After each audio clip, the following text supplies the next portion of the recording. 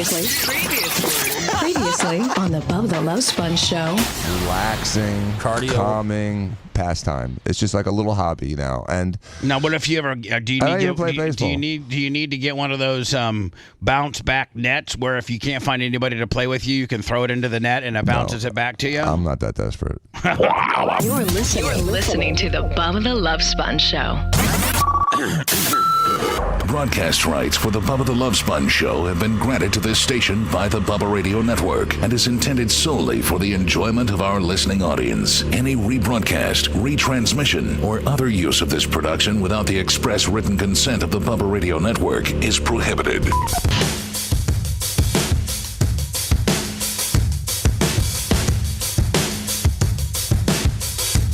It's our last day, my friends. A lot of people aren't even working today, but we are. The Gene Lasker in for the last day. My guys are working. Well, you run a whole different operation than But I we're do. off tomorrow. It's Friday. Right. Be the first Friday I took off with Thanksgiving in forever. Oh, usually you... I work on Friday, yeah. Oh, usually you make you... No. And what I would make them do is if they work Saturday, I pay them double for Saturday for missing Thursday. We're front page, by the way. But I paid for Thursday. Oh, we're on the front page? Yeah. Oh, hell. Maybe we ought to do a real quick one. Real quick one. And then we're back. You know what I'm saying? Perfect. And then we can go like an hour and 15. Something like that. Let's do it. Gene, Lummy, and I found the ultimate man spot. And it's going to end up being all of our real men. And you know what? There's even some stuff in there for Seth, even though Seth's not a go-karter. He's an... Hey, hold on now, mother effers. I know my Sethy, and he's not a go-karter, but you know what he is? He's an axe thrower. Right. He's a goddamn axe thrower. And he'll tell you he is. He's probably kick all our asses. He's handy on the steel, if you know what I'm saying. I'm sorry. Go ahead, my friend. I've thrown mini axes one time. Yes. This place called Elevate over in the old Citrus Park Mall.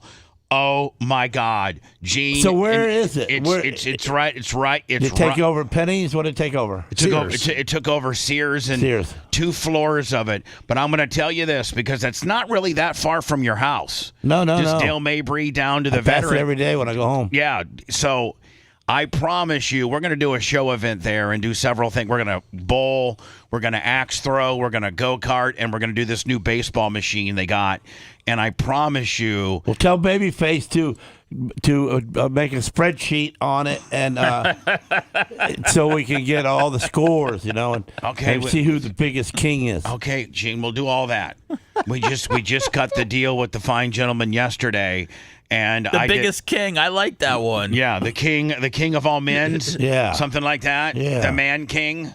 But I promise you that most of us, after we have our show event, we're going to probably have to break it up into 2 different days. But after we do our show event there, you're going to go there privately, just like on a Friday or Saturday night with Coben and Sarah. And there's just and the restaurant's unbelievable, and the arcade games are unbelievable. Oh, I can't wait to go. You wouldn't believe it. It's in the old Citrus Park Mall. It's called Elevate. And it's nice. Gene, I got on the go-karts yesterday. I sneaked in. And practice it on me already. Well, he was finding every corner, Gene. Bubba was flying. But the video that I'm going to show you looks like I'm going 7 miles an hour. I was going 35, they said. Yeah. There was 4 people in the group. I was 4th, and I passed all 3 people. But regular people? Yeah, regular people. Dr. Remy, like $100. 2 kids and then their dad. And so I walk in on the meeting, and they're like, well, you need to go through the flag. I go, listen, buddy. I know everything about anything you're going to throw at me on. I know all the flags. I own a racetrack, okay, and I'm a sprint car. And Gene, and it's true. I'm a sprint car champion. Yes, you are. I'm a 360 sprint car champion, why did you need to flex that at some sort of kids place? Well, because they make you have to watch this video You have to listen, if the blue flag with the red stripe, and you got to go through all this. It's just like you have to watch the video when you get on the plane about putting the safety jacket on. I'm not a goddamn pilot. The pilot doesn't. A guy. But 90 other people are riding with you there. Right. So anyway, Gene, the only bad thing about the dad that got out that started front. He got mad at you bouncing his kids around. He had a faster time than me on his very first lap. And so I had the second fastest time, but I passed everybody. So it's just because he didn't have any traffic, and it took me a while to get out of traffic because I was passing everybody. But the video literally looks like I'm going 5 miles an hour. And Lummy's like, why does it look so slow? The video makes NASCARs look like they're only going 50. I know, but Gene, I mean, these things, 200. Gene, these things, you got to hold. And by the way, I'm fatter than you are, and we can fit. Not by much. But we can fit. we can fit, Gene. I'm telling you that. But I'm telling you one thing. I think we did a 10-lapper, and all I got to do is fit in it. Listen, I'll Troy Nelson, $20. Thank you, 20. So here's the deal, Lummy. Here's the deal, Gene. You know that go-karts don't have any power steering. No. So, I mean, you really, after like... You get tired. Yeah. It wears you out. It wears you out with your right foot, too, because you're trying to get more speed out of the pedal. And don't move no further. Exactly. I got a little tape. I got a little video of me from yesterday. There's this new place called Elevate. Let me go to words. Macho said you might want to go a little longer, let the dump build. Oh, okay. The delay build. Oh, all right. Yeah. Okay. Perfect. Maybe if I just be quiet for like 5 seconds, but 5 seconds sounds like eternity in my world. It'll build a little bit faster. Okay. 5 seconds, not saying nothing. Coming down in 3, 2, 1.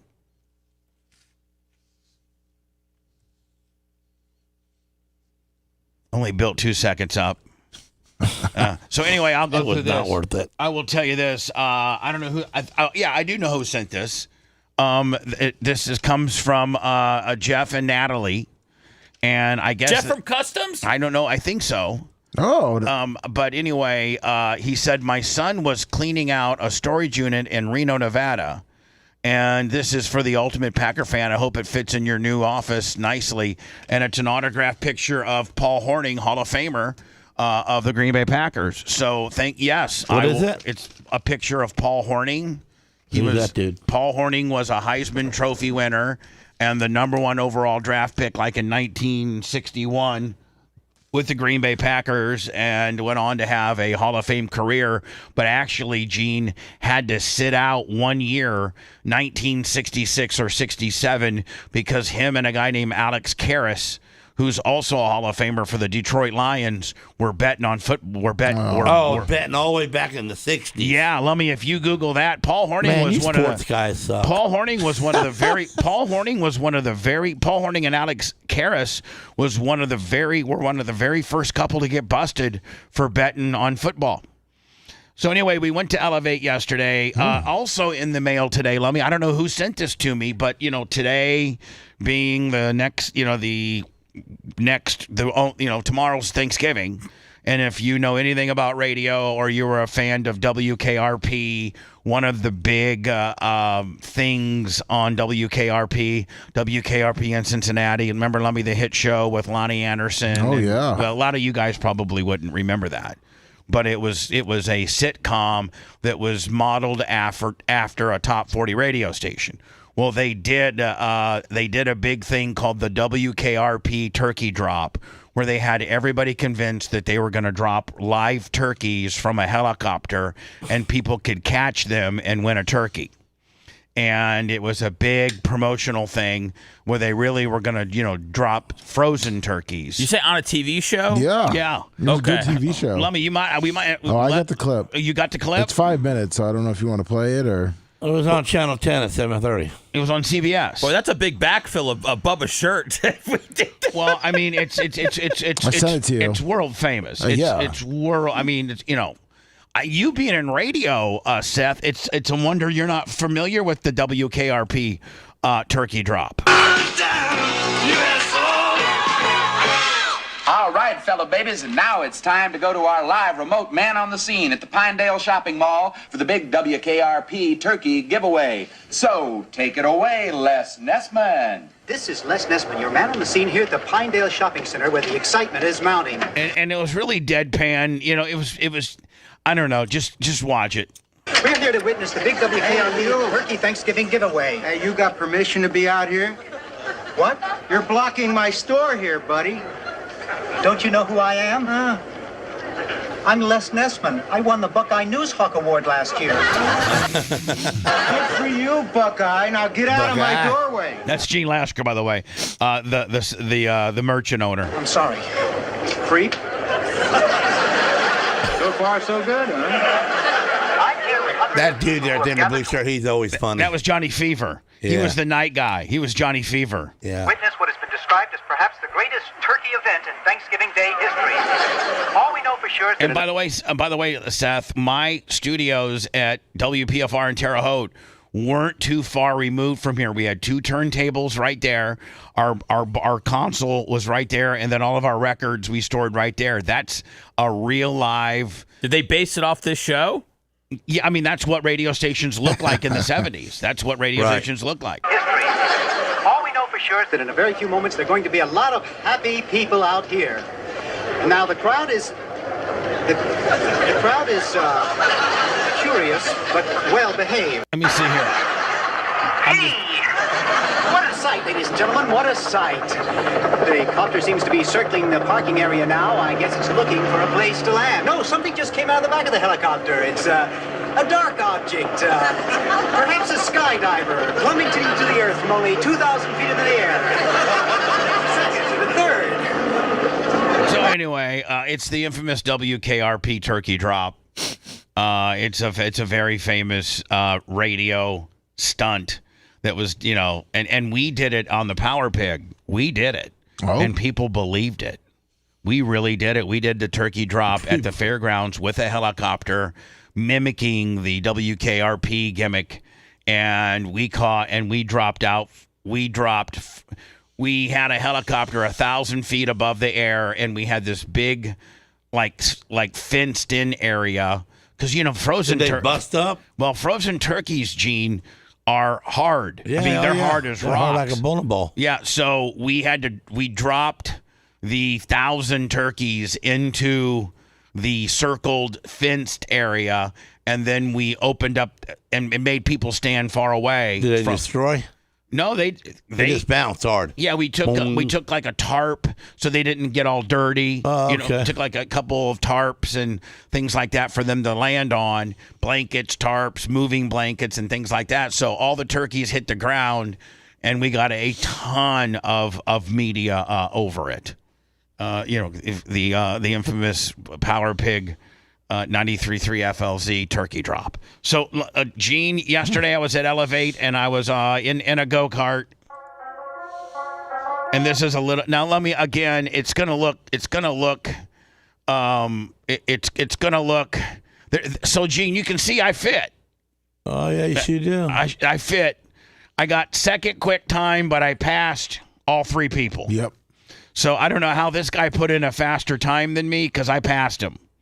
But he was the last guy I had to pass, so it might have been Gene. He put in a better time 1 or 2 laps before me, but I ran him down. They started him first. I started 4th, and I ended up passing him with like 2 to go. Look at your smooth ass legs, man. That's all I can't stop. What's all that wrong with your ankle? You got a rash? No, that's a. You had a fire ant attack. Yeah, you should see it, Gene. Oh my God, I got devoured by, and Lummy will tell you, the kind of fire ants they have in Ocala are more wild and meaner and poisonous. More wild and meaner. They're like African red ants. They are. An ant is an ant. No. These ones are imported red ants from Brazil. Lummy Googled it. When did they do that? The fire ants. The cartel snuck them over during the Miss Bum Bum contest. The fire ants in Ocala are a different breed of fire ants here in Tampa, and I got into them when I was up there working the track this weekend. And is the calcium in the dirt gives them better teeth? I don't know, but man, they made me sick. Let me tell you this, Gene. It made me sick. It made me nauseous. Like for real. So how many times you get bit? 46, 30, 20. That's funny. 26 on my right leg and 20 on my left. I didn't feel a thing. Yeah. So anyway, here's now, Lummy, I don't know why it looks so slow because the guy said I was going at some down the backstretch 35. Yes.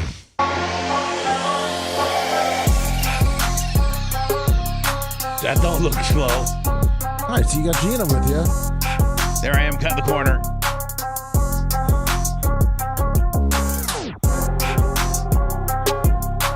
And if you look, starts going. And if you look at here, man, you can see my neck. I mean, I have to hold my neck. Yeah. Check this out right here. Look at that, cut the corner. No turning. No turning.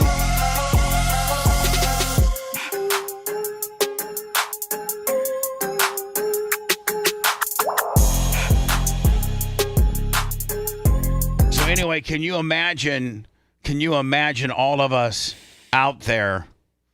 Lummy, we may have to do, Gene, we may have to do 2 heats and then place you according to where you hit, like kind of like, like a dirt track, do 2 heats and then place, that, or we just put everybody out there at the same time and you and I start in the back. And Diaco needs to start in the back too. No, which one? Both. They're both. Yeah, they're both street racers. Actually, Jay might even be better than Dan. Macho has said he is a good racer. Jay is an unbelievable racer. What's the point of racing with all of you professional guys? Seth, it's gonna be you and I, buddy. Old man. Because if you beat us, it's a big trophy. If you don't, it's not a big deal. Lummy, I should get like so like Gene said, we have a spreadsheet where you incorporate your bowling score, you incorporate your finish on the go-kart track, you incorporate you should see this new baseball machine they got. They're building it right now. Yes. It's going to be done in 2 weeks. This is going to be the first location that has it. But you know how, Gene, how they have like simulation golf where you hit the golf into the screen and then it shows you like where it goes. You do a swing with a little wand in your hand. Well, no, not a little wand. A ball. No, hold on. A little ball, a regular size baseball comes through the screen on this little hole. Then you smash it. And it shows you on the screen what you got as a hit. It's a pitching machine. And actually, professional teams, like there's the machine throws it. Well, didn't they say, Lummy, that there's professional teams that this hasn't been available to the public up until like they had this huge convention in Orlando with the latest, video games and the latest things for like Dave & Buster's and Elevate and Main Event for, it was, basically the latest and greatest video arcade convention. And this baseball game technology has been being used by Major League Baseball for about 5 years now. And they're just bringing it prior to the public being able to use it. It was exclusively for like, Vanderbilt and, just baseball teams. And so now they're bringing it to market for the regular public. And so they were building it. It's right by the go-kart track. So, Lummy, I felt we could go go-karting, then baseballing for one day. And then the next event be bowling and maybe axe throwing the next day. Perfect. Something like that. I don't think we could get all 4 in. But we could do it on two different deals. And so, Gene, this baseball comes out of the screen, and you try to hit it, and then it shows you on the screen what it where it went or if it got caught. It's a real baseball. Yes. And I'm going to hit it with a stick. You're going to hit it with a baseball bat. With a baseball bat. So and when you're watching the screen, you're going to be on a baseball field and it's going to be a pitcher. And there's going to be a pitcher. You're going to watch his arm. Right. And when his arm comes through the screen, the ball comes out. And you pick it up and you try to hit it. Now, Lummy, you know what? We may have to adjust to like Little League standards or something like that. I don't know if any of us could really hit like, pro deal. So anyway, this place, Gene, it's 2 floors. The food is unbelievable. They got, like zip tie rope. Like it would be. How's the rest of the mall doing? We didn't even go out there. We didn't even go to the rest of the mall. Who cares about the rest of the mall? Well, I just didn't know if we still shop there. Yeah, I think there's still some stores there. Yeah, there is. In fact, like this place feeds into the mall.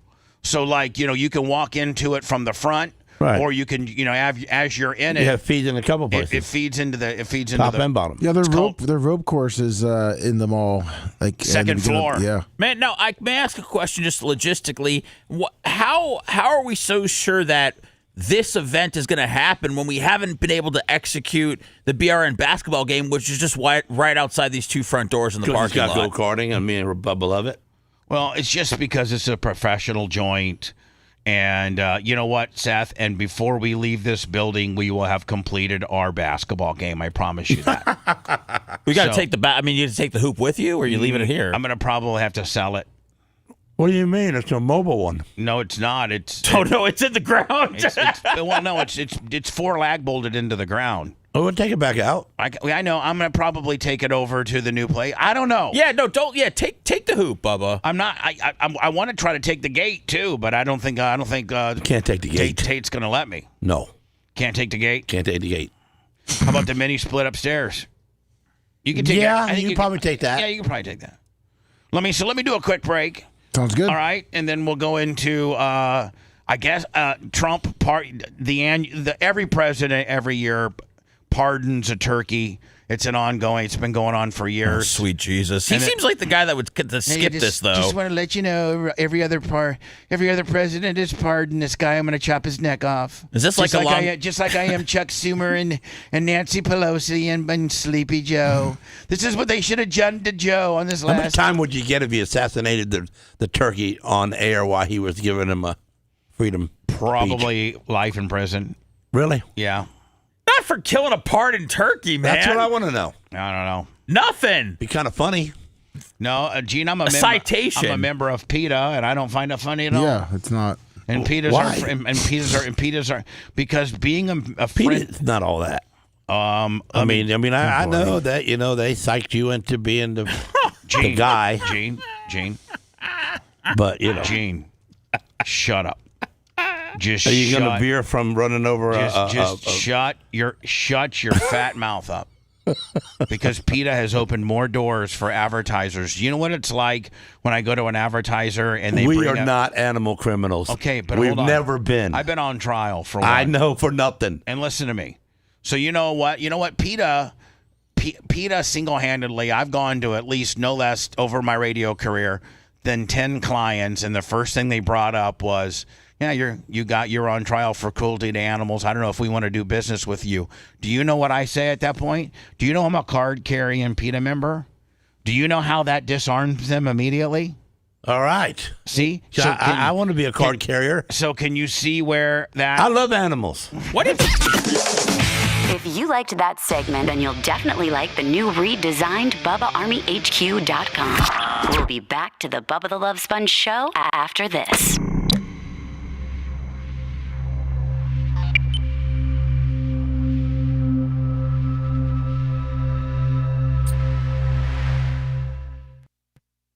I got it. Well, when are you going to say it? Lummy, somebody said something last night. I was good. Yeah, my dude. No, he says it early. He said it at 5 this morning. 5 this morning. I said it once earlier. Oh, you did? Jason Brown, I think his name is, right? Ron John? Ron John, his name is Jay. I think it's Ron John. Jason Robbins. Jason Robbins? Yeah. No. Yeah, Jason Robbins, Gene Lasker using my picks. How about that? Okay. It's the same guy from last week. There's a 22-year Marine. Yeah, but I said it earlier, but he kind of got talked over, so I was going to say it again. Okay. What do we got here, Chat Bones? Uh-oh, I messed up. Yeah, Hey, the tree looks nice. Oh, thank you. Doesn't it really? I mean, Lummy, can we fix the fucking leaning? Yeah, we were going Can't you just shim it? I mean, all you gotta do is fucking shim it. We were going to show we just have to be on, you have to see it on camera, so we're trying to do it. Truthfully, I think the lean starts in the middle. It ain't on the bottom. Well, we're gonna fix it. Well, can we get it fixed? Because Now that we're on You gotta have a ladder. No, we're shimming from the bottom. You can adjust a little bit from the bottom, but you're gonna have to adjust whatever's in the middle. No, he just whatever. It just looked from my perspective. If you come sit down, No, you can see it from a distance. If you come, yeah, you can see it. You can see it. But if you spun it and put that lean to the back, you would never notice. No, because the floor's 2 degrees off, Gene. Yeah, I can believe it. Ain't not a couple sheets of paper wouldn't fix. I don't know why Lummy and Big Red just left it leaning. Looks like shit. To lean aggravates you, huh? Probably. And it does.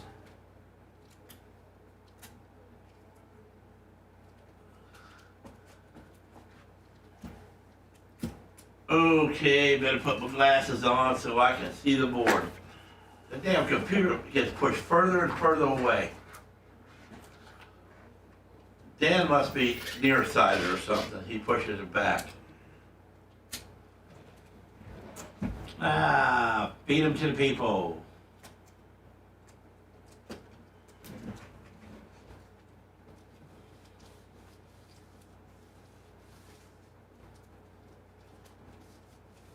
Yeah, they pardon turkeys every year, man. Why not keep going? Keep doing it.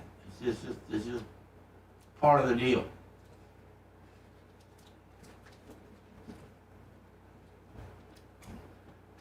Peter is more powerful than the Taliban. They are. Fear them. Well, it's good because, you know, I hate people who mess with, and you know, the dog. All right, so it makes sense for me being a PETA member based on my history and based on dealing with advertisers who don't know that I was acquitted of that. So when I fucking... But you believed in PETA before that happened. You believe that nobody messes with animals. I know, and that was a isolated stunt. Right. And you know, the jury cleared me, but do you know what it's like when you tell a client? Yeah, that's true. You know who also fucking has no problem with me? PETA. They're like, oh. No, they love you now. Then they're like, okay, we got it. You know what I'm saying? Yeah.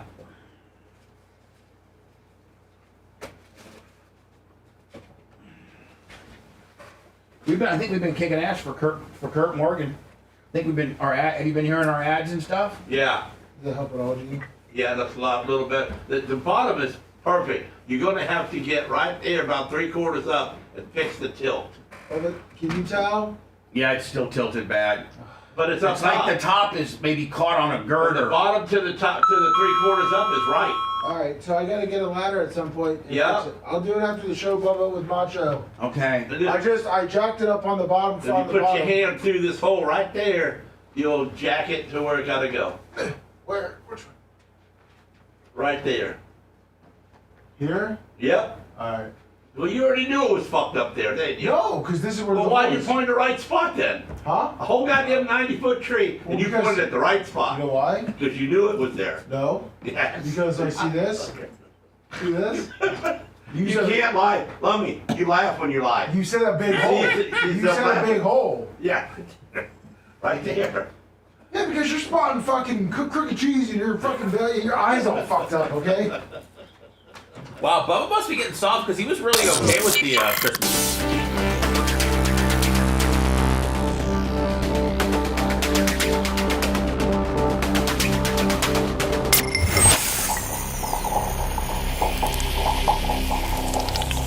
When someone asks, "How was your weekend?"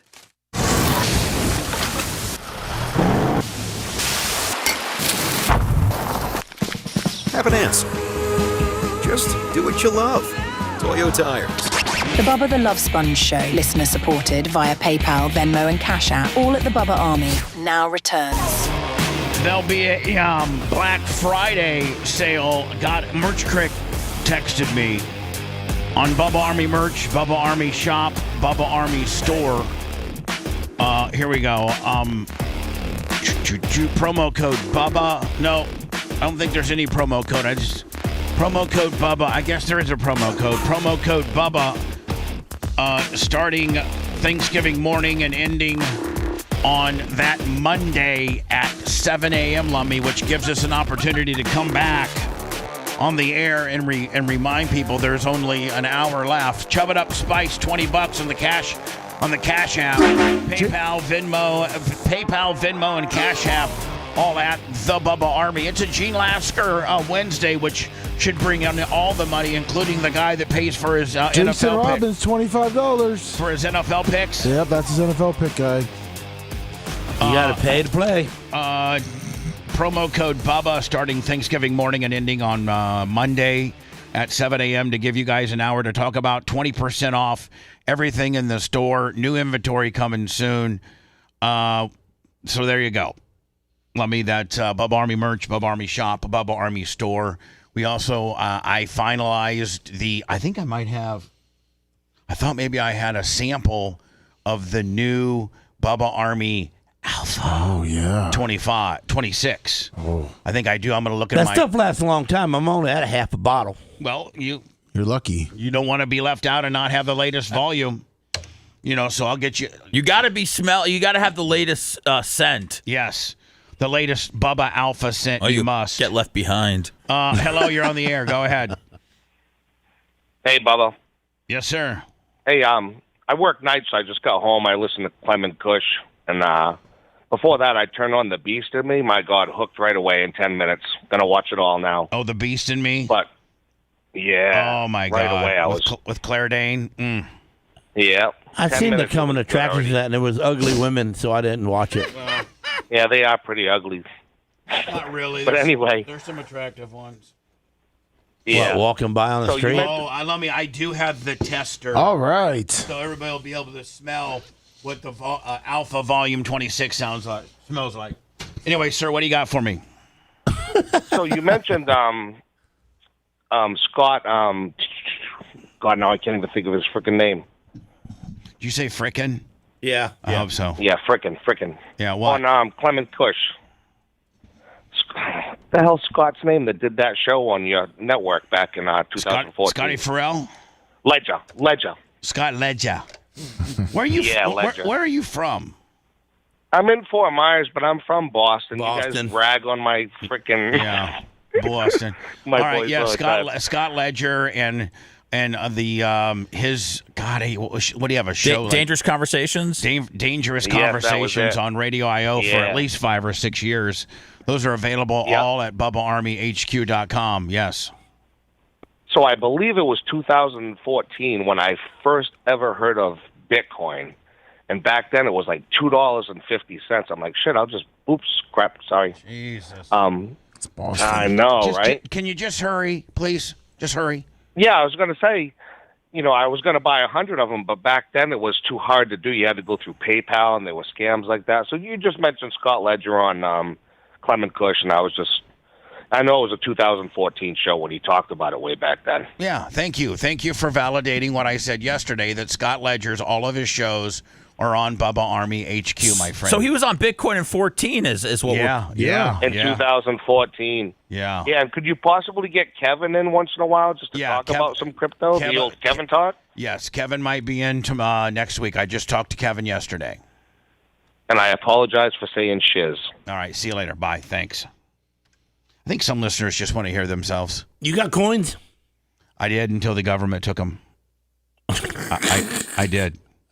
I do How have. can they take something that you don't got? I mean, you don't hold them, right? Well, you have them.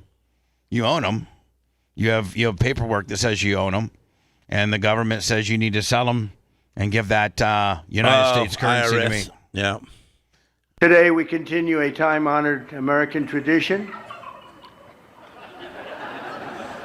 Well, that's a well-trained turkey. See how happy he is? In a few moments, I will grant a full, absolute, and unconditional presidential pardon to 2 handsome Thanksgiving turkeys, and this is their lucky day. This is a lucky day for them. The turkeys being pardoned today go by the names of Gobble and Waddle. When I first saw their pictures, I thought we should send them, I shouldn't say this. I was going to call them Chuck and But I'm going to. Gonna call them what? Chuck and Nancy. Who is that? I was going to call them Chuck and Nancy. Everybody be quiet. You don't know who the infamous Chuck? Just everybody be quiet. Chucky? The 2 people that he may not like in his life that oppose a lot of his of decisions are Chuck and Nancy. Do you have any idea? No. They're like Jack and Diane from that song. Yeah. Do you have any idea who he would be talking Chuck about. and Nancy Reagan? No, that's the only Nancy I know. You know, Seth, that infamous Chuck Reagan, that was Ronald's third cousin. You know that song about Chuck and Nancy? Yeah. Let me tell you about Chuck and Nancy, two American kids growing up in the heartland.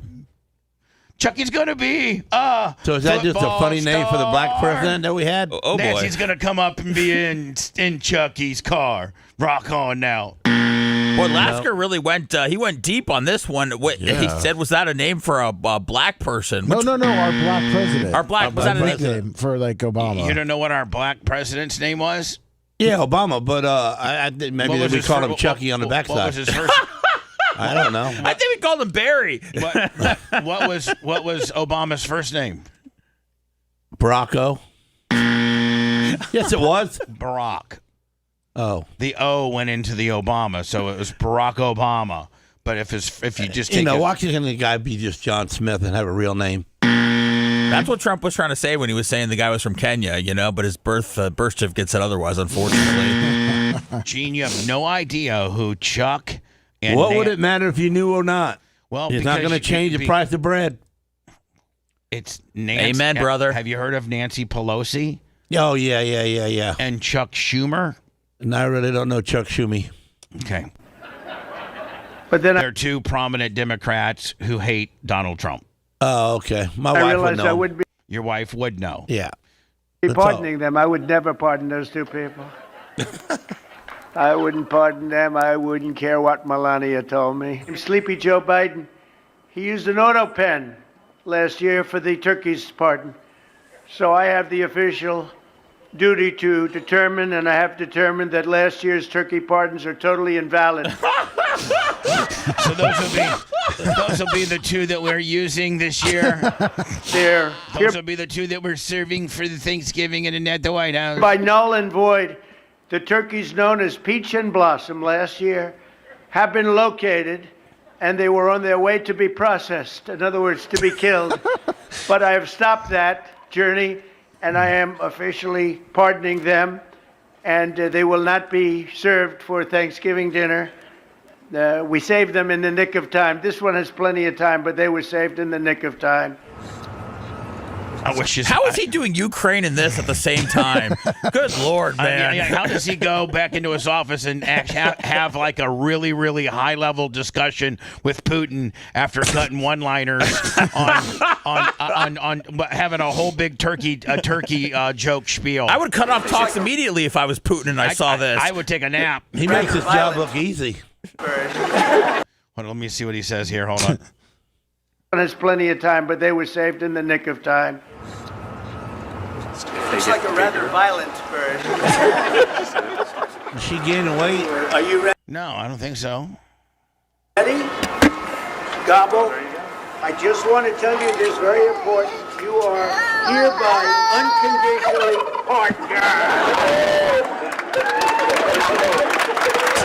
Thank you.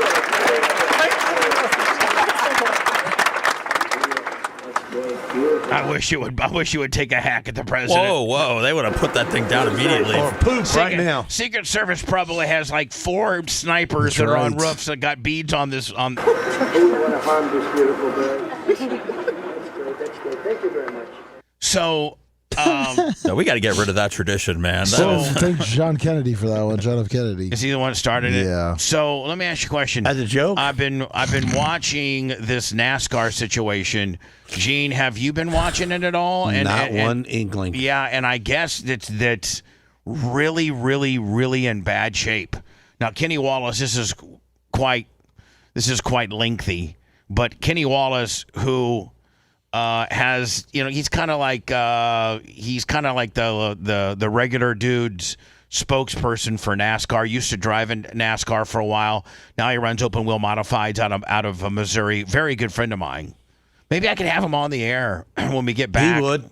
Oh, I know he definitely would. I have his number. He likes to talk. He's been at your track a couple of times, hasn't he? Been to my track many a times, and maybe I could ask him, to break this down for me. No, it's serious when I put on my Davey Allison hat. Richard Childress. I guess this started from somebody in the France family who owns NASCAR called in an email called Richard Childress like a backward ass redneck. He'll, it's like some type of mean name. Meanwhile, this guy right here, Richard Childress, along with Roger Penske and I think Rick Hendrick, are the 3 longest tenured supporters of NASCAR. Like, if you didn't have even 2 of those 3, you wouldn't have the sport. The sport would not survive without these 3 guys. And to be calling one of the absolute royalties, this would be like, listen, Richard Childress and Joe Gibbs and Roger Penske and Rick Hendrick would be equivalent to the NFL not having the Chicago Bears, the Green Bay Packers, and the New York Giants. 3 of the original NFL franchises. Do you want to hear what he was called? I think Kenny says it. Okay. One of the most famous car owners in all the world. He was Dale Earnhardt Sr.'s car owner, the man in black, number 3. He's been in NASCAR as long as any car owner there's ever been. I mean, he is like the ultimate royalty in NASCAR. Roger Penske, Rick Hendrick, they all admire, they love Richard Childress. Richard Childress, on this Monday, November 24th, comes out with a scathing press release. And I'm just going to paraphrase it for you. I'm not a journalist, okay? We're just drinking beer here together. Richard Childress says, I'm so disappointed in NASCAR. Phelps and Herbst, what they said about me after all these years I put into this sport, and at the very end, he said, we are going to look into legal action. Okay, that's when, whoa. That's when it's like, okay, the press release was reading, Richard's pissed. We all know that they're cussing each other out, and all these emails came out. The problem with NASCAR, it's owned by one family, unlike NFL. It's got 31 different owners, and they can meet with the commissioner, and they can vote, and they can get things changed and done. They also have a players association union that represents the players, and NASCAR has neither. It's owned by one single family.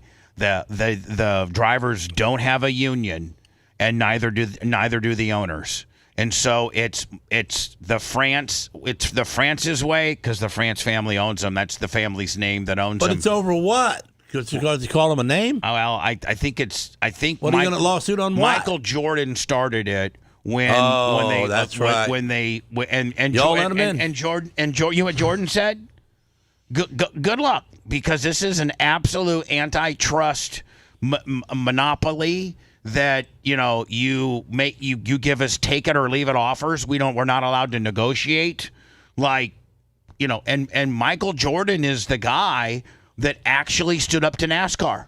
Michael Jordan is the guy because he's a smart businessman. He's a 3 or 4 time over billionaire. And he doesn't rely on this sport for his, main income or notoriety or anything. He tried to get into the sport to better the sport. NASCAR lured him into it through the diversification program. Hey, we would like to have a predominantly black-owned team to diversify that because we're in trouble. And so they brought Michael Jordan in, and then they come up with these charters that each team has to buy, and the charters are like a franchise fee.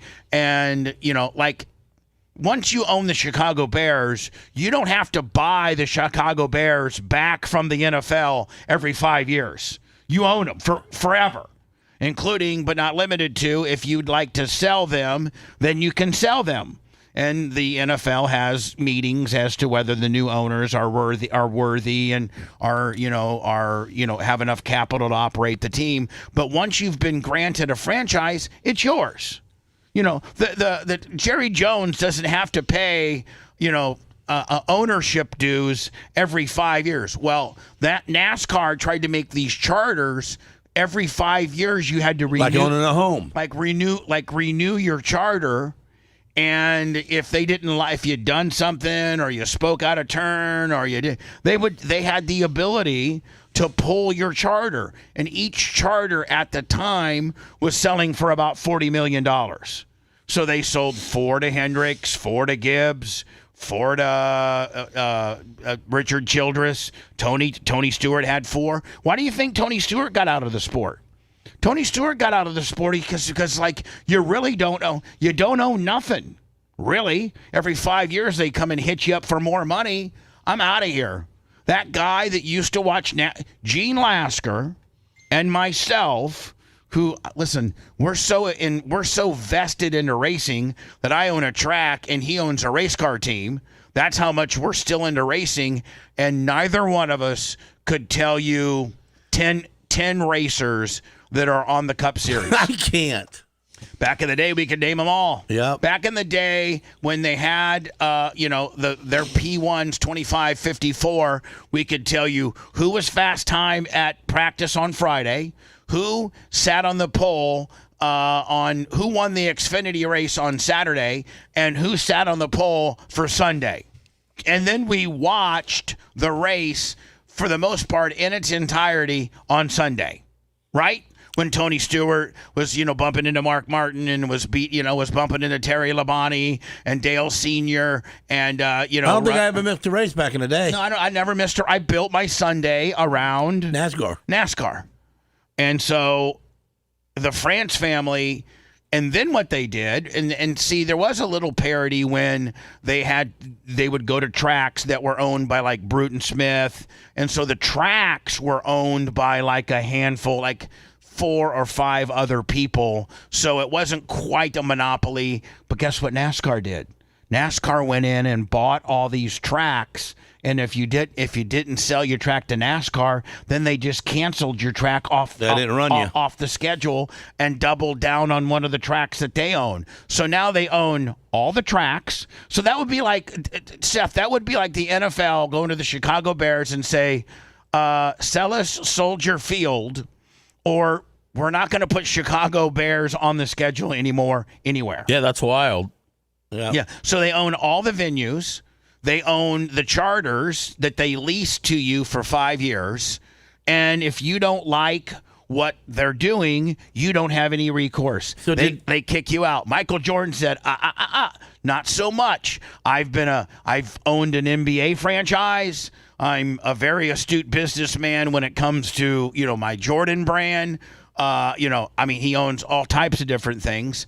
And he is the one, Michael Jordan should be credited to the one that started this feeding frenzy of getting NASCAR to change. Now, NASCAR has destroyed itself within because all of this discovery during this Michael Jordan versus NASCAR lawsuits coming out, and within these emails and stuff, NASCAR has now been, caught calling arguably, one of the greatest owners of NASCAR, a stupid hillbilly. And here it is. So, for the people that don't know, Michael Jordan, 2311, the owner, and Front Row Motorsports, they're suing NASCAR for monopolistic practices. Now, if that ain't a monopoly, you own the tracks, you own the charters, you own the TV rights, you own everything. And if a team doesn't comply, they kick you out. For the 22nd time of the year, I want to remind everybody, Judge Bell said years ago, that's how long it's been, months ago, Judge Bell said. So the judge that's handling this case 2 years ago told Kenny's going to tell you what the judge said about this Michael Jordan versus NASCAR lawsuit. Gentlemen, solve this behind closed doors, because the judge knew what he was talking about. He says, you're getting ready to burn the house down. Now respond right here. How many times have I said, Judge Bell said, fix it by yourself, guys. You're getting ready to burn the house down. This is what Judge Bell meant. And I've been reminding everybody over and over and over. Judge Bell knew that if they didn't solve it, contracts were going to come out. Emails were going to come out. And it's all coming out. Through discovery. And Judge Bell knew through discovery it would kill NASCAR. All the stuff that they've said about things and all the monopolistic things they've done. And what we found out is that NASCAR executives were bad-mouthing everybody and anybody. And people in the industry were bad-mouthing each other. And this is what Judge Bell meant. You're going to burn the sport down. Because now that's what they're doing. First of all, it was just, all it was, Michael Jordan and Front Row going against NASCAR. That's how it started. Now, Richard Childress comes out with this press release. It's world news. There it is. You read it. And Richard Childress at the very end says, we're going to look into legal action. It's like, okay, now we got 2 lawsuits. Maybe. We don't know. So when Judge Bell said, you're going to burn the house down, this is exactly what he meant. That's why Tony got out of the sport. How many Francis has done this? I mean, this has been going on a long, long time. So, was it the dad and the granddad? We're on like our third Francis. I think we're on the grandchild. Right. I think we're on the grandchild. This guy might quickly explain what NASCAR said about Childress. I thought that Kenny got to it a little quicker. Commissioner of NASCAR called Richard Childress. Here we go. Yeah, this guy gets right to it. Here we go. The now commissioner of NASCAR called Richard Childress a stupid redneck and discussed putting a knife in the old SRX series in several of the dozens of messages that have been exposed in recent days leading up to the antitrust court case. So if you are the greatest client, one of the greatest owners, and your four-car field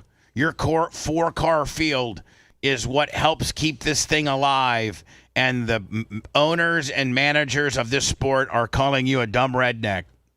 All right. Taken out and flogged. Oh, so called him a so Kyle Busch 1 year ago, knew that NASCAR fans like me and Gene would never come back because we're not interested in William Byron racing Carson Hocefer, racing, Ross Chastain. We're not into any of that. And they've slowed the cars down. They've made them bulletproof where you can drive. They made it to where nobody can use their own invention to make speed. Right. You can't use any car parts. You cannot. Like, if literally the steering wheel that they use has to come from NASCAR. Yeah, man. It's basically a kit car. And that's why Tony left. They send you the motors sealed. All the motors are come from either Toyota, Chevy, or Ford. Supposedly, I forget who's getting into it next year. I thought a new manufacturer, maybe Dodge is coming back. I don't know. But the cars used to have 850 horsepower. They got 500 horsepower now. And this is arguably, I think you would say, Gene, this is the last old timer that's left. Pretty much the last one. This is the last guy that I know that raced with the boys. Yep. And he knows. Listen to him. NASCAR of the Jeff Gordon, Dale Earnhardt, Rusty Wallace, Terry Labonte, Mark Martin, Harry Gant, you name it. Guys from the 90s, mid-90s. Tony Stewart, you forgot him. 90s, late 90s, all of that. And our world now today of the 2024 is a lot different fan base of following along. I don't feel like we were able to transition a lot of the fans that were fans of those drivers of the names that I just mentioned. You know what? They're on Flow Sports watching dirt tracking now. Yeah, they really are. It's a Honda as the. Yeah, Honda's coming in. Oh, no way. Yeah, Honda's coming in. Into a William Byron fan or into a William Byron fan who never raced a race other than a simulator, and whose dad wrote a $15 million 3-year check to get William Byron that ride. This has all been exacerbated by Rent-A-Ride, where these kids don't have to cut their teeth locally on a dirt track or an asphalt track. Like that kid, Gene, that is a really good asphalt sprint car driver from this area. What's his name? He's 15. Colton. He's never going to make it. unless somebody writes a $5 million check. Just like my son. My son had no chance of making it, even with ties to Tony Stewart, because I didn't have a $2.5 or $3 million check to get him into ARCA, and then another $5 million check to get him into Xfinity, and then another $8 million. That's what the prices are nowadays. Now, then another $8 million check to get him into Cup. That's what it takes. And Tony was flat out very honest with me. He's like, Bubba, it's business. Like if I let Tyler in for two, I got six dads that are willing to write me checks right now, which means my operations will make money or at least break even. If I put a kid in there for free, I lose money. Right? It's all about money. Yep. If I'm down there every day asking for 100 parts to get free powder coated, there's going to be eventually you're going to say, Bubba, I can't do this anymore. I'm losing money. Kyle fan or into whoever, they kind of probably went away and just stopped following as much. Yeah, this is me and Gene all day. Yep. We're done. I'm done. I am done with your sport.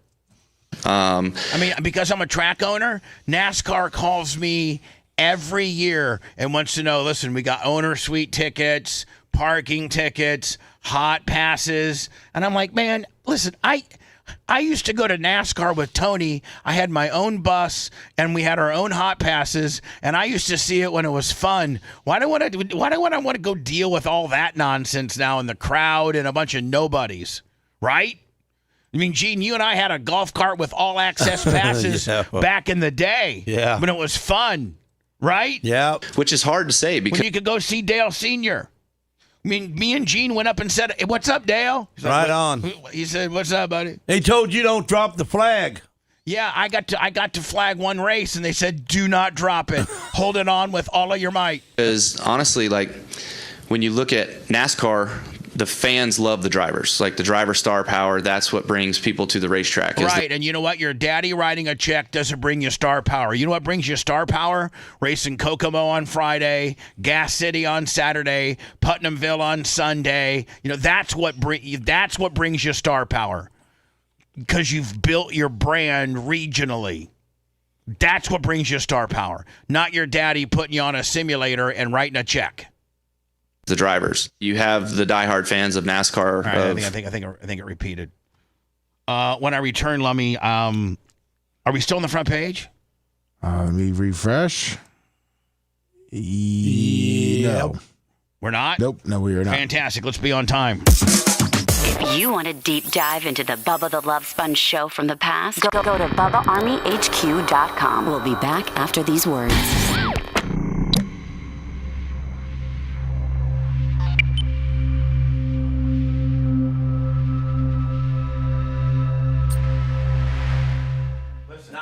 So wait till you smell the new. This is the 2026. This is 2026. Look at that. Look how fresh and clean that smells. You like it? Yeah, it's better than the other one. This one smells real. It smells real? Yeah, it's the other one's generic. That smells good. This is good. So we'll come back. I gotta pump it like 8 times, Lummy, to smell it. Well, gee, that's because you're getting old and you're losing your smeller.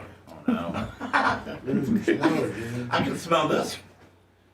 Isn't this good? Oh, yeah. Good. This is good. It's still got that little bit of citrus in it. You know what I did? I mixed two of the hottest creeds, a Vente and another one. Yeah, it smells good. I can smell it. You want me to Cold Spritz? Is it too much for you? No. It's good. It smells good. You want what? Gene, how is it? Really good, isn't it? Yes, it is.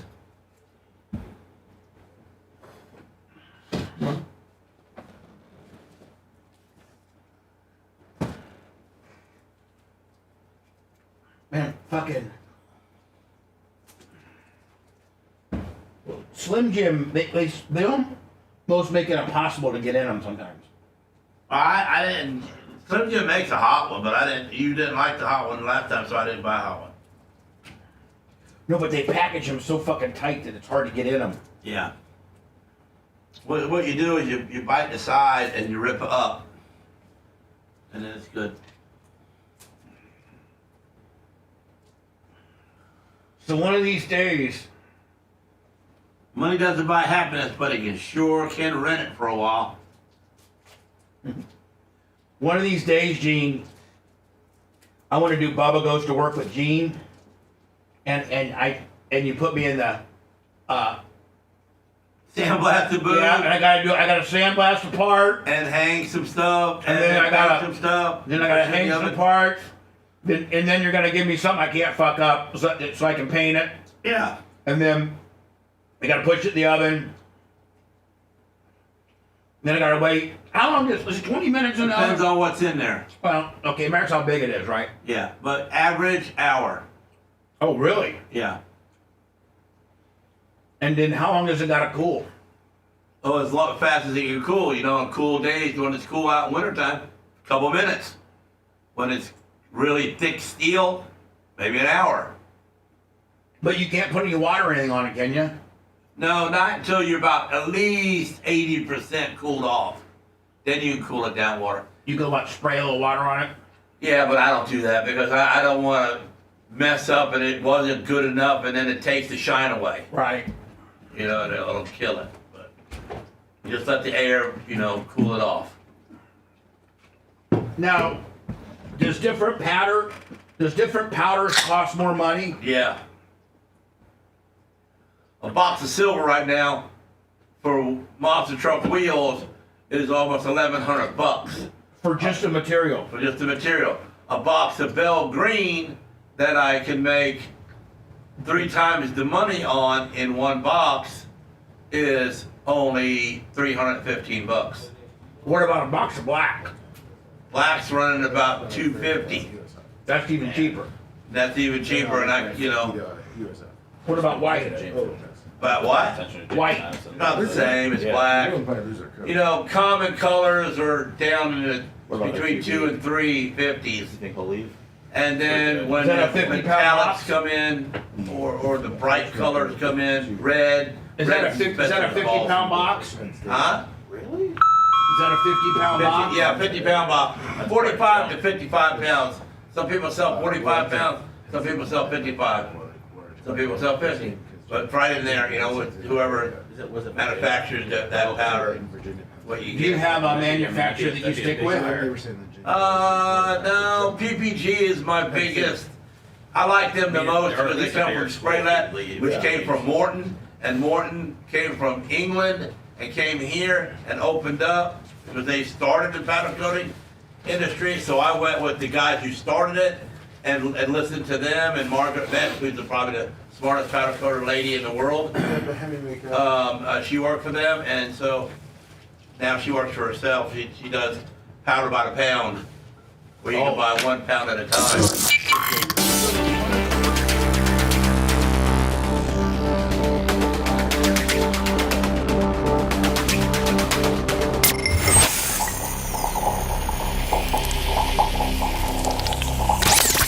Listener-supported sponge, it's the Bubba the Love Sponge Show. Listener-supported via PayPal, Venmo, Cash App, all at the Bubba Army. Now returns. She lived it, because that's what shut up, we're on the air, thanks. Okay. Mushroom Mitch, 20 from the Lasker Effect. Thank you. Susan Poitras, happy Thanksgiving, and a 50 from her, and then freshly married. I was at her wedding on Sunday. Gloria Zach, the glow bug. Her and her lovely husband Angus, love them. God, I love them. Such great people. I don't dance at weddings, but when I was there before I left, had there been a slow song, I would have danced with Gloria. Merch Craig would have been mad as hell. I heard you danced with everybody. I didn't dance with anybody. Oh, you sure? That's my thing. I thought somebody had you on film. Well, they started to play a slow song, and Merch Crick said, will you please dance with me? And I go, okay. You know you want to. I'd said no 416 times, and so I went and started dancing with her. You know how to dance? I don't know how to dance. Here's the other thing, Gene, okay, that maybe you'll be able to understand. You ran football shut up. In the tires, right? When you run in the tires, Shut up. Same thing as dancing. Just shut up. God, you're stupid. Man, no, I'm not. I can dance. No, I'm gonna give you a problem that I was having that I know. Oh, your ants bites. You're gonna be able. Shut up! God, I'm getting ready to cancel this Wednesday and Friday thing. I don't blame you. I thought you were going to cancel the show. I was like, yeah, that's a good idea.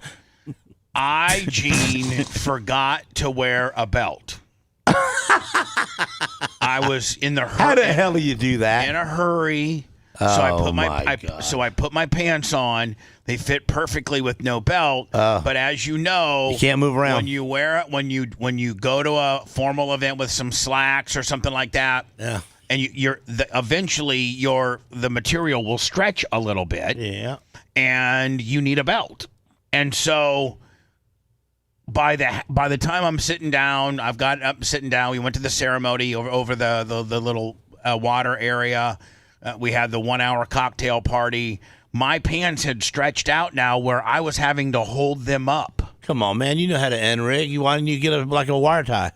Because, Gene, there was no wire ties at this event, okay? What, zip ties?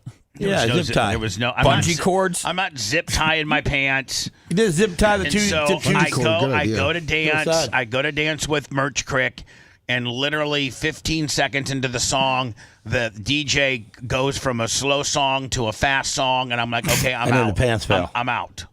So I sit back down, and my mom said, you have to dance with Gloria. And I go, Mom, if there's a slow song, by the way, people are starting to leave now. It's like 9:30.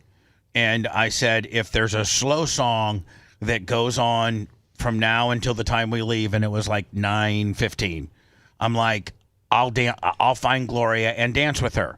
And even Gloria, who talked to Merch Crick yesterday, is like, I wish the DJ would have played a slow song. He played a lot of fast songs. And so I didn't get an opportunity to dance with the Glow Bug, but her wedding was one of the best weddings I've ever been to.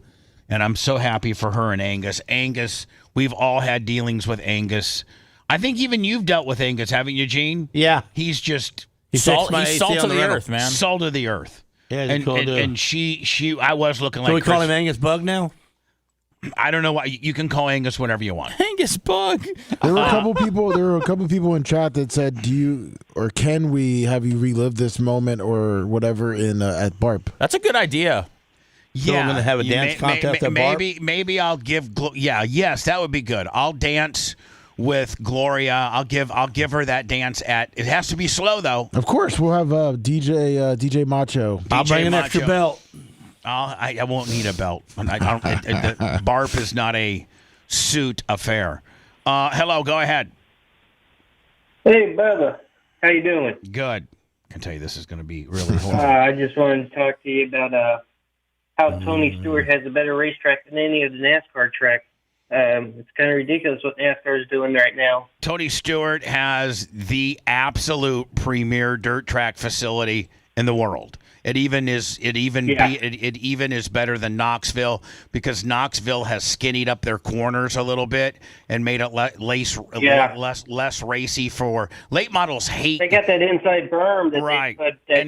And late models hate going there. Like now, it's good for sprint cars, and it is the sprint car capital of the world.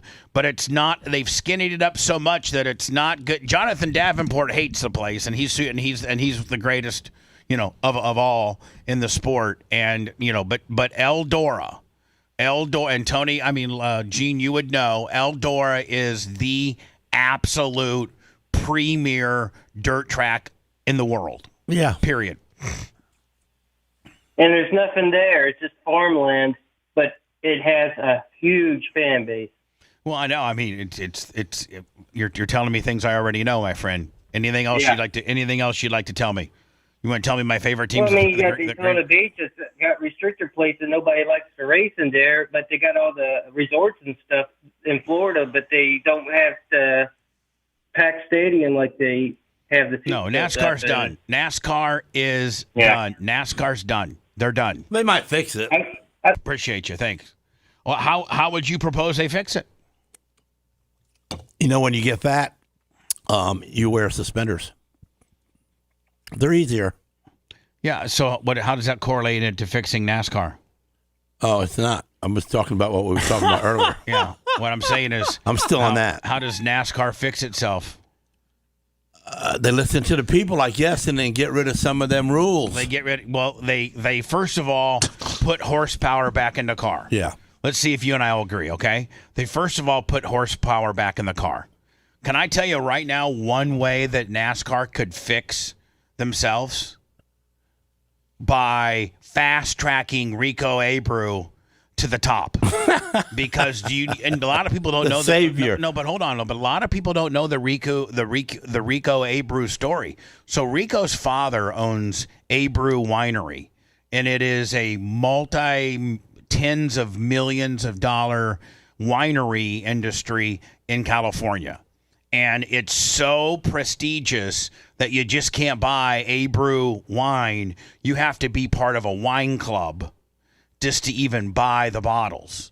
And like a bottle, Gene, they may offer you, like, you have to be part of the Abreu wine club even for when they have new product to come out, just to purchase the product. Then they'll have like a 4-bottle deal for like $4,000. Wow. And so, I mean, it's just unbelievable. So Rico starts when NASCAR 10 years ago had a Drive for Diversity program. They were putting African Americans and girls and little guys like Rico in this program, trying to develop, knowing that they needed an African American, a girl that can actually drive, not just Danica, who brought in the sponsors, but an actual, competitive girl. There are some girls right now in dirt racing in the Keith Kuntz camp that have a chance to potentially go to NASCAR. So NASCAR needs a woman that's competitive, and they need Rico. So they put Rico in there, and Rico does like 4 or 5 truck races, and Genie's competitive. Like, he's competitive.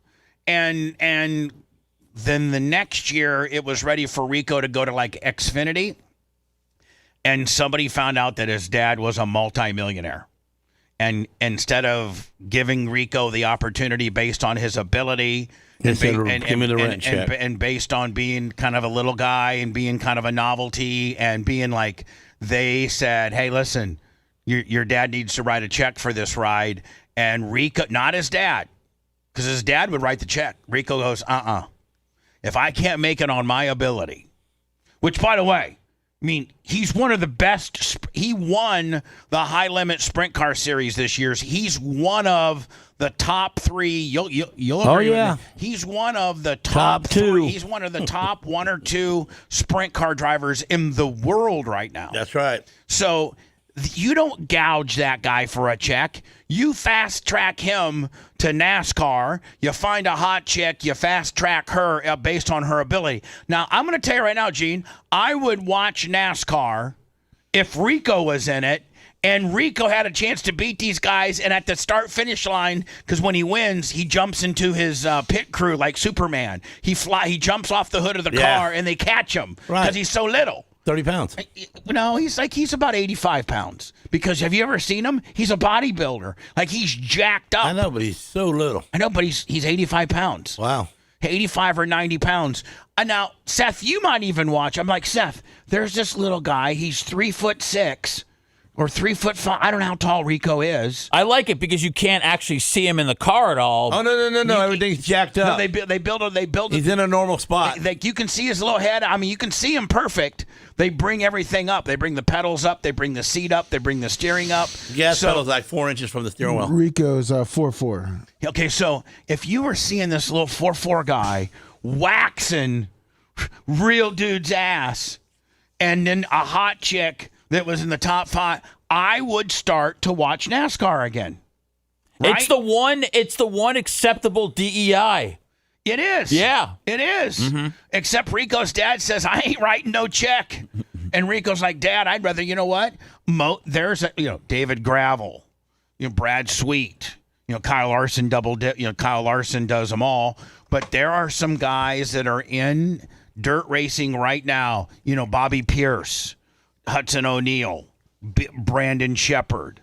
They could all be front runners in NASCAR. Devin Moran. These Jonathan Davenport. Never going there. These are all dirt guys that make, honest to God, they make with T-shirts and 40 to 50% of the car winnings. These guys are making $400,000-$500,000 a year, and that's a good living. That's a good living driving a race car. Because it's hard to spend your money because you're always racing. Would it be too expensive or impossible if someone with a lot of money came and made like a different league instead of NASCAR? No, you never do it. Nope, you got to buy NASCAR. What do you mean, like the Saudis? They own all the tracks. Where are you going to race them at? NASCAR owns all the tracks? Yeah, all of them. Oh. All of them that matter. I mean, Saudi could have 19 tracks built by noon today. But my mind could have to go to them Sandys. Yeah, they're Saudis, Gene. Well, Sandys could work. They could work. They're from the sand. Yes, they are. They are from the sand. We're all from the sand. Yeah, we all are. So anyway, One way or another. So Rico, if they would fast track Rico, fast track a chick, and put horsepower back into the cars and not make these cars so bogged down with 550 and make the crate motors or just crate motors and bring NASCAR some excitement back into NASCAR. Open the rules up. Run what you brung. But they screwed over Rico and just think if NASCAR got rid of the Kosin Hosafars and all the guys that have written checks to be there, and they brought up Bobby Pierce, Jonathan Davenport, Devin Moran, Brandon Shepard, Rico Abreu, David Gravel, they brought up some of these guys. The Kevin Thomas Jr., bring up some of the non-wing Fort Justin Grant. They would bring up some of these dirt guys, Gene, that have spent the last decade canvassing America to your smaller dirt tracks. Everyone, all these dirt track fans would follow them to NASCAR. Every one of them. And they're too but they take the short end of the deal, which is mom and dad writes a check, and these kids have not paid their dues. Hell, Tyler used to wax Carson Hocefer. His dad owned Kalamazoo track, the Kalamazoo quarter midget track. That was the farthest north other than Milwaukee that we went as a team. And Tyler won the Kalamazoo meet, beating all three. They had three Hocefers. Tyler beat him in Junior Animal, Junior Honda, and Junior Open. Tyler beat them all. And they're in NASCAR, and my son's running Top Gun sprints because I can't. If we were still on Sirius Satellite Radio, we'd be in NASCAR too. If we were what? If we were still in Sirius Satellite Radio, we'd have been in NASCAR too. I don't know. You'd have been making enough money. Yeah. Nah, you wouldn't. Yeah, maybe. Hello. Go ahead. Hello. I find it. We could have a lawsuit too going on right now. Hello. Go ahead. You're on the air, sir. Yeah, you're on the air. Yeah. All right. Hey, Bubba. I'm a OG listener from back in the day, but it's kind of off topic. I was just thinking with this P. Diddy thing, if he was really when at any time in the hour and 17 minutes, now 18 minutes that I've been on the air, I have said, please call in with your P. Diddy. You didn't, but my ADHD was kicking in. Okay, and that's more important than the show. Your ADHD is more important than us following the template that we're headed on to right now. You find it more. You find that more important. If you want to follow the script, I'm just asking. Like, I always see this P. Diddy on the tabloid news. Why is it on the real news? Do you really think he's in jail? I don't think so. All right, that shows you how stupid you are, my friend. You might want to find a new morning show. Thank you. Have a good day. No, he's OG, Bubba. Oh, man. You're OG. Why don't you OG somewhere else? Thank you. Appreciate you. We're down one right now today, Lummy. Yeah. Good morning. Yes, go ahead. Hopefully you're not calling about something stupid that we haven't covered. Sounds like AI. No, I'm not calling about nothing stupid. I'm calling to the greatest Diaco king of the world and greatest shock jock in the world. That's who I'm calling. All right. The two of the best friends. Good morning. Good morning. What we can do for you? How are you doing, Mr. Bubba? Sir, what do you need? Well, what do I need? I just want to say how good the show is sounding, how good the content is getting better, especially when you bring Gene in. And two of the oldest shock jock. I mean, technically, Gene is a shock jock, but he's the Todico king, okay? Yes. And for years, I've called in this show, and you've done nothing but humiliate me. All right, take another hit of meth, my friend, and call me tomorrow. Call me on Monday, okay? Dude, we are on fire today with the calls. I mean, there hasn't been one of them that has brought up a topic that we're talking about. That's why I think $50. Happy Thanksgiving for a lean tree. That's why I think that tree better be fixed, Lummy. I'm tired of seeing it leaning. It's messing the whole show up. It really is. It's got me leaned out. Bubba, the holidays really bring out the weirdness in people. I think we should embrace it today. Yeah. No, you just notice it more because you got to spend more money. Lummy, can you fix a leaning tree? I'm going to after the show. I don't know why you and Big Red think that would have been acceptable. Just a tree that's noticed. Because you got to understand, if you sit where I sit, I can only see the upper quarter of the tree about where all you see is the leaning part. All I see is just one big leaning thumb over there. I don't see the body. So you think the tree's going to fall at any moment? It looks like it's going to fall at any moment. Yeah. Lummy, is this something you need my help with? Great job, Lummox. Yes, I'm going to need your help with it, Seth. It doesn't look like it's leaning on camera, though.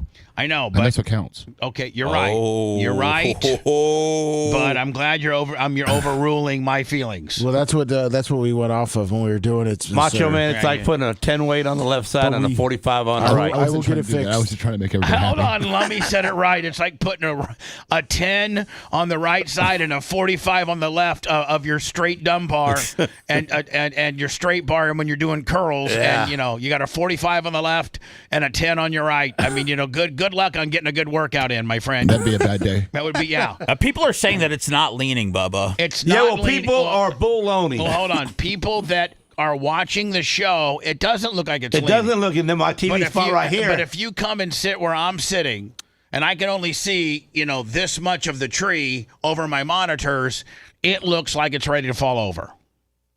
I was in your chair Monday. I think it was up. I think they are. Come here then. Come here. No. Come on. No. Even if you can see that that's crooked. I just want you to sit here exactly where I'm sitting for 8 seconds. For 8 seconds. Do I got paid my host fee for 8 cents? Shut up. Hit him while he's back there. So sit all right, easy, Gene. It's the holidays. All the way up. No. All the way how I sit. Okay. All right. Now look at the tree. All right, it looks like it's going to fall over. Thank you. It's an obstructed view from where you're sitting. It is. It's probably not so bad from Steph's point of view because he's seen the flat side of it. My side of the view is... But if you look at... like Seth has now see what I see. But I'm Jewish. I also, what do I know what a tree looks like? Greg D, $20. So, Lummy, it looks like... maybe the bottom is straight and it's just the top little from portion. The middle up. About maybe you guys got it up. hung up on a girder or something. Lummy knows where to fix it. He knows where he messed it up in the first place. Gene pointed it out with his good eye. His good eye? Gene pointed it out with his good eye. And what did Gene point out? He told me where it was starting to lean, so I'm good. All right, Gene, thank you for having Lummy just got a good eye. He sure did. He's not happy about this. Didn't he? So anyway. He's not happy. So... this would really piss me off, and I equate it to Macho Man. What if Macho Man went for a bodybuilding competition, which is not above Macho Man, and he gets beat by a girl? That girl is not a girl. Well, that girl is a. I know, Gene. That's the story. The fact. Oh, it really is. It really is. This is the woman. The woman's strong. This is the woman's strongest woman. I was just saying because she's really, really ugly. I know, Gene, because she's a man. Oh. But you still creep up behind it, Gene. You don't have to look at that face. I wouldn't creep around that at all. She'd kill you. She'd kick your ass, Gene. Yeah, she'd smash you. You better get one of those sunbelt. She looks like she's 7 foot tall. Well, she's on a podium as well. Here we go. Let's let the story tell it. Let's let the story tell the story. You guys, Nick here with Nick Strength and Power, and there was a massive controversy this past weekend at the 2025 World's Strongest Woman competition, where the initial winner of the competition was a transgender male-to-female competitor. Now look at second place. The African-American woman who's really a woman, she got second, And when they're doing the whole, celebratory deal, she actually walks off the podium. Yeah, so a biological male won the official World's Strongest Woman competition. Now, there's been a ton of backlash from the strongman and strong woman industry after this happened, to the point where So I think this will probably go down as one of the most controversial stories of 2025 in the world of strength. This past weekend, a transgender woman, Jamie Booker, won the title of the world's strongest woman 2025 after lots of public backlash. The organization investigated and disqualified her after the fact, stripping her of the title and awarding it to Andrea Thompson, who is this woman right here, who's a real woman. This is the first for this in this industry, and has ignited a lot of discourse about how this happened and how can it be prevented in the future. What do you guys think? Congratulations to Andre Thompson, the strongest woman in the world. The organization actually responded. The official. I mean, all you should have to do before you go do an exercise is just pull out your and show them that you have a vagina. That you have a vagina instead of a. Do you got a wiener or not? Right. If you got a wiener, you can't play. Strongman Games, where they said that this athlete was disqualified. Her name was Jamie Booker, and stripped of her title after the fact, and every woman that placed behind her will be moved up a placing. And now the new winner is Andrea Thompson, who is now your 2025 world. Who looks like a woman.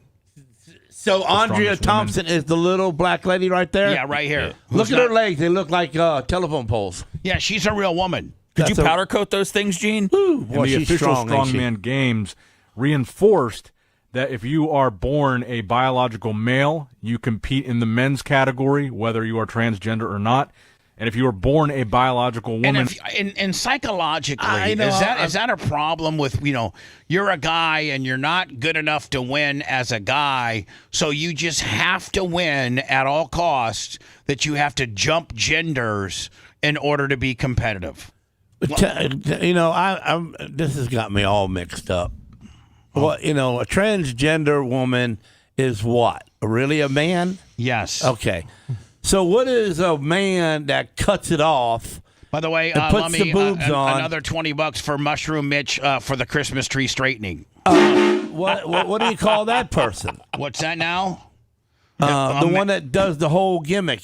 Cuts it off, bolts them on top, grows the hair. Gets rid of the mustache, gets a vagina, does it transgendered. That's the same. So is a transgender even if you got a penis? It's your chromosomes, Gene. XY chromosomes. Right, you're not going to change that, but you can't change your chromosomes. But anything, it's all like you're transgender. But just like we just said, if you pull your pants down and you're smooth, you play the game with the girls. But what if he was a guy and he smoothed it out? Well, so you're saying what happens to sport? Smooth like a Ken doll, or what? So you're saying what happens in sport when the transgender people take it to become officially a girl? All of it, and boobs, and vagina, you can't tell. And at that point, I think we got to draw blood now. Yeah, I think you're going to have to do what your chromosome is. Temperature, $50. Happy Thanksgiving. So you're going to have to do what your chromosome is, because men, whether they cut off their wieners and banana split that area into a vagina, or they put boobs on themselves and they start their hormonal treatment, even though you start your hormone treatments to become a man, you cannot. I don't think that there is a way for you to change your chromosomes. I don't think you can. I think that's impossible. It's permanent wiring that cannot be rewired. Well, it's like it was like this is the boxer. What was it, from Algeria or something in the Olympics? That was just mowing through chicks. Yeah. No, didn't she give a chick every chick she fought gave him a concussion? Yeah. No. New England Tom, $20. He was born kind of half and half, but was, when you get down to it, like a hermaphrodite. Yeah, was a man. Well, he's legal. So you're saying, Gene, God messed him up. So hold on. He should be able to play both sports. What does a hermaphrodite? What do they test genetically? Like, I don't know. What's what I'm saying? Like, I think you get to pick. I'm asking Seth, like, what do they have? Like, how do we know? Like, what do they have genes wise? What are their chromosomes? What is a hermaphrodite? Here, maybe I should ask. Hey, Alexa, what type of chromosomes do hermaphrodites have? From Quora.com. Hermaphrodite humans share the same 46 chromosomes as other humans, making them homozygous. It is a misconception that because hermaphrodites are chimeras, they have 92 chromosomes. A person with chimerism is made up of cells from 2 separate zygotes, which is a rare disorder. I know. Hey, Alexa, do hermaphrodites have XY or YY or XX chromosomes? I'm not quite sure how to help you with that. Lummy Bing for a nickel. It looks like it depends on, they could have, that's where they pick at birth. They could be a hermaphrodite, and, they could have... But what does a hermaphrodite's chromosomes? They got both. Are they XXY? Are they there's some that are XYY? XX. There's some that are XY and some that are XX. It depends on what body parts are working. A guy is an XY, right? Yeah, XY. And a girl is an XX. Correct. Is that how I think? Yes, it's XX for female and XY for male. Right. So we're all XYs. Yes. So, but a hermaphrodite that was born legitimately. It's a combination of XX and XYs. You just got to test them and see what they are. Yes. And then you let them pick? That's what they want. Hello. Oh, yeah. How are you? But they said the majority of the time they are XX.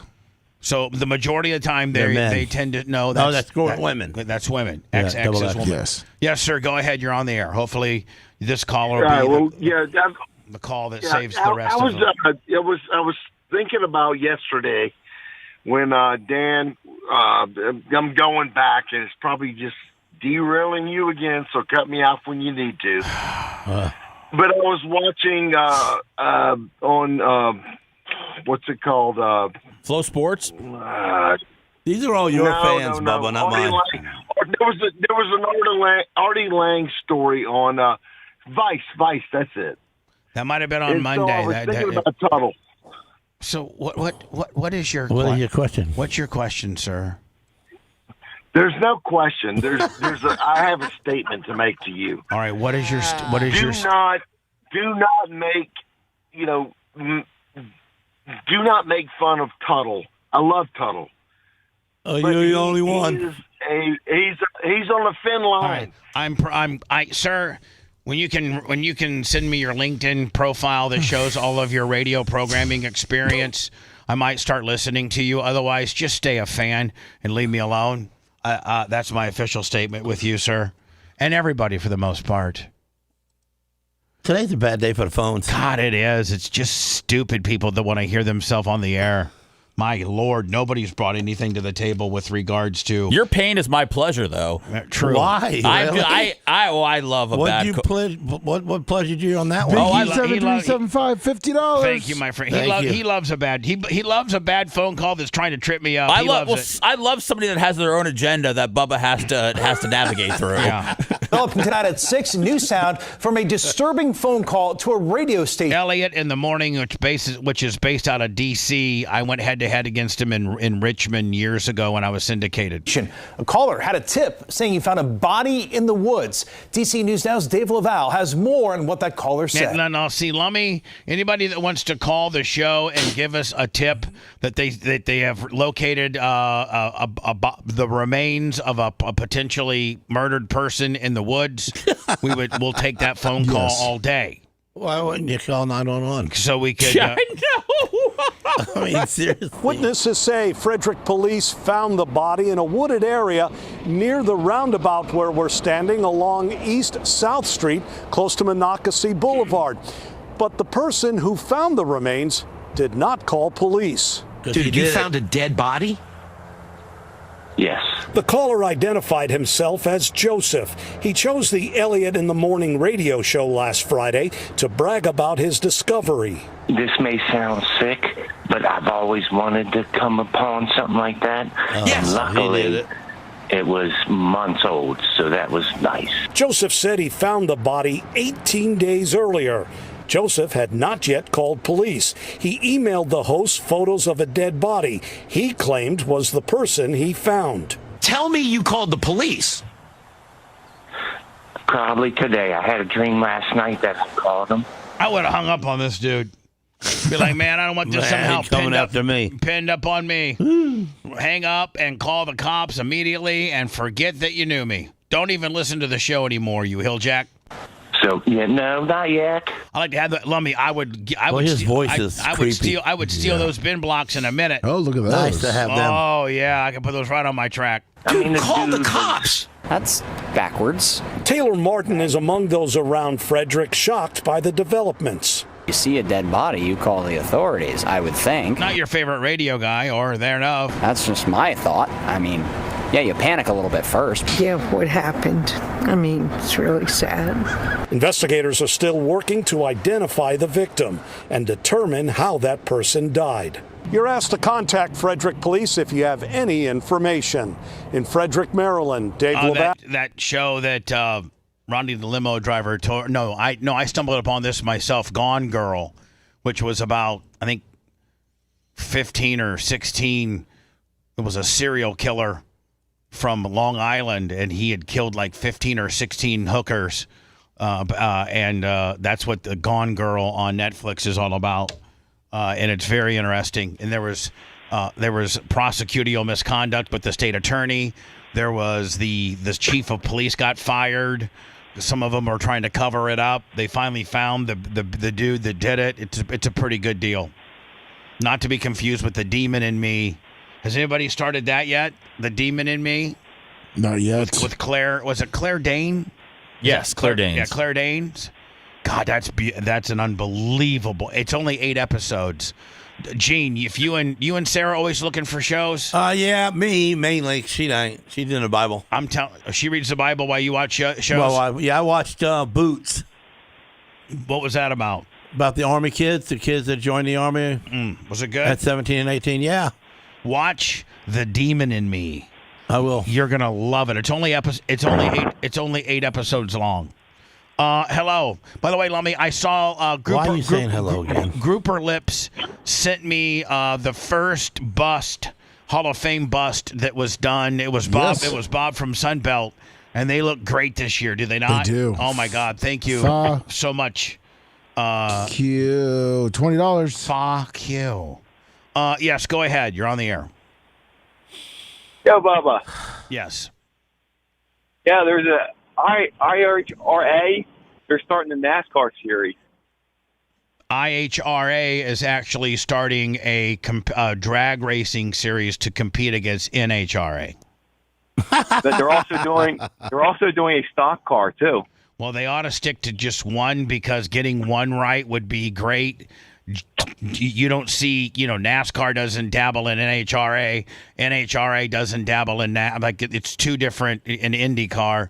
I think that the IHRA should just concentrate on competing against the NHRA. They're as messed up as NASCAR. Well, I'm just saying, never know. Somebody like Childress might get, all tired with it and say, hell, if they go over there. Yeah. Appreciate you. Thank you. Hello, you're on the air. Bubba, hi, it's Jennifer from PETA. Hi, Jennifer from PETA. Thank God I got somebody that has some intellect that will call me. I couldn't call earlier, but let's talk turkey. So let me ask you a question. No, let's talk. And if this is a bad topic, just tell me to let it go, okay? Because I think that there are the woman that's trying to contact me is a nut job. I think she is. And she's asked me to get a hold of Ingrid, and I really don't have a direct way to get a hold of Ingrid. You're kind of my connection, of which I need to put you on hold and get your number for when I do have a possibility of something that, might be animal abuse related. But are you Of course, sure. Are you familiar with this Waddles the pig situation? I'm not, and I'd love to know some more info about Waddles. Okay, well, there's this woman.